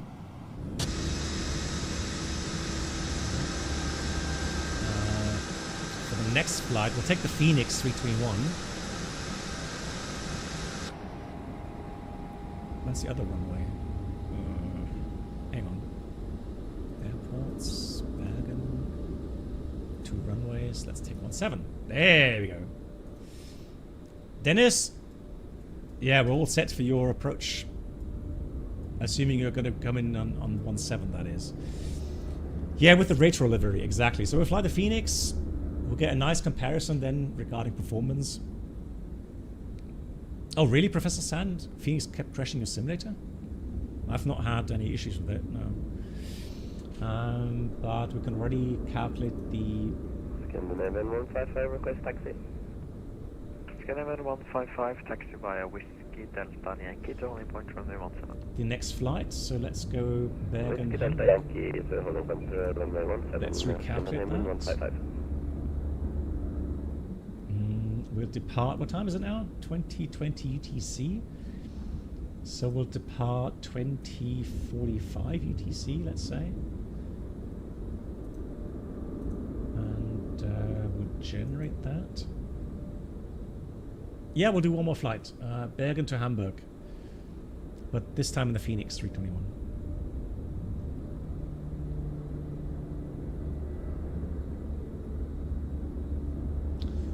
Let's pre-file that in a second, though.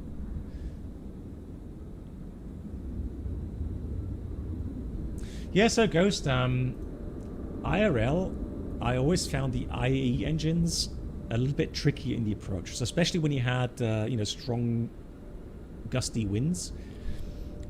Simply because the thrust levers, so the thrust lever angle on the IAE engines is just not linear at all. So in the lower RPM regime, the travel of the thrust lever, so the thrust lever angle, was very small. So smaller angle changes meant fairly large power changes, contrary to the CFM engines, and that's why it made, the speed control more difficult on the IE engines. So let's file that. It's level 370, looks good. File. Flight plan is filed. Cool. A big shout out to Stick Figure. Stick Figure, thanks for the 17 months. Thank you so much for being here, Stick. And thank you for the support. Yeah, 320. I mean, it depends.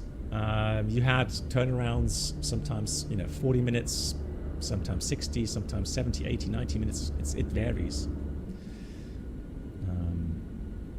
On the 737, when I flew the 737 at Lufthansa, those airports in Germany, let's say, especially like Berlin or Hamburg, Cologne, Düsseldorf. So anything apart from Munich and Frankfurt, you had a standard turnaround time of 30 minutes, and it worked, including fueling, loading, etc. Right? Ooh, Ameno Reno. How many countries I've been to? I'm pretty sure my program. Hang on, let me see if my flight log actually tells me that. Give me a second. Scandinavian 155, unfortunately, no further ATC. 10 advisory, 122. Dennis, where are you now? What's your position? 122, this one is Scandinavian 155, hunting that. Nate, thank you much for watching. Glad you enjoyed. 6 miles, fantastic. So we'll wait 6 miles. Easy. Right, let me have a look. So menu, statistics. Let's see, how many countries? Where do I find my countries? Flugkarte. Oh yeah, here we go. So Ameno Reno. I can tell you, I've been to 147 different airports in 55 different countries.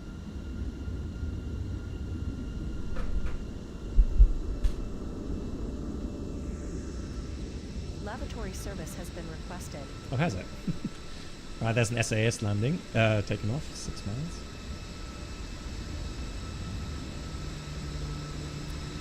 Well, thanks for the question. I wouldn't have guessed. I would have had to do a really wild guess on how many countries I've been to. That's surprising. How many countries are there worldwide in total? Oh wait, I mean 55 countries. Yeah, okay, that's not. So 55 countries, but 147 airports. 147 airports. That's a lot. Ah, there he is. I can see him. Right, no pressure, Dennis.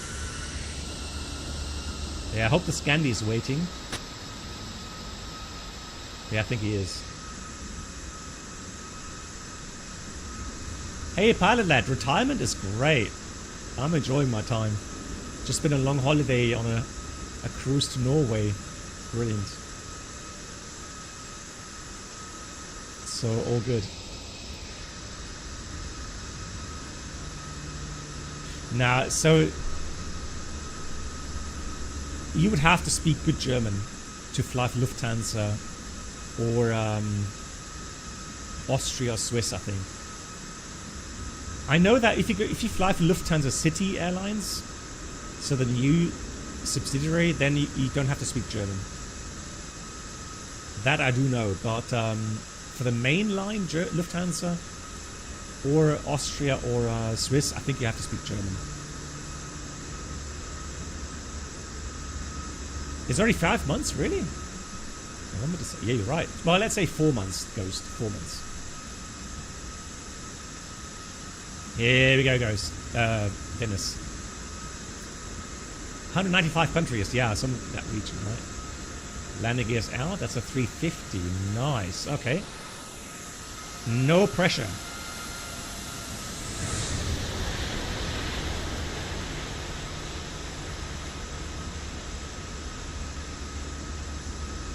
Yeah, nice. A bit off center line, but look nice. Yeah. There he is. So Eurowings, Europe, and Discover, you don't have to speak German. Okay, there we go. And I'm pretty sure Lufthansa City Airlines, you also just need English. Most, honestly, I mean, if you've seen that stream, it was fine. Even in Frankfurt, it was pretty much, you know, on VATSIM, especially with so much traffic, I would say it's the same as with many other add-ons. Here on landing, I did get some stutterers from time to time. Not terrible, but something I did notice now that I re-looked at the screen. But I'm not sure if the FENIX maybe does the same, right? We'll see. Anyhow, here we go. We're going to go and restart the stream. Give me about 10 minutes. Get myself something to drink, and then I'll be back in the FENIX A321. No, these are from the airport add-on, the helicopters, yeah. Yeah, so give me 5-10 minutes. I'll be back again, guys. Thank you so much for all the resubs coming in. Thanks for watching. And again, if you want to watch the FENIX, 10 minutes to go. Otherwise, I'll be back on Saturday. Here comes the outro.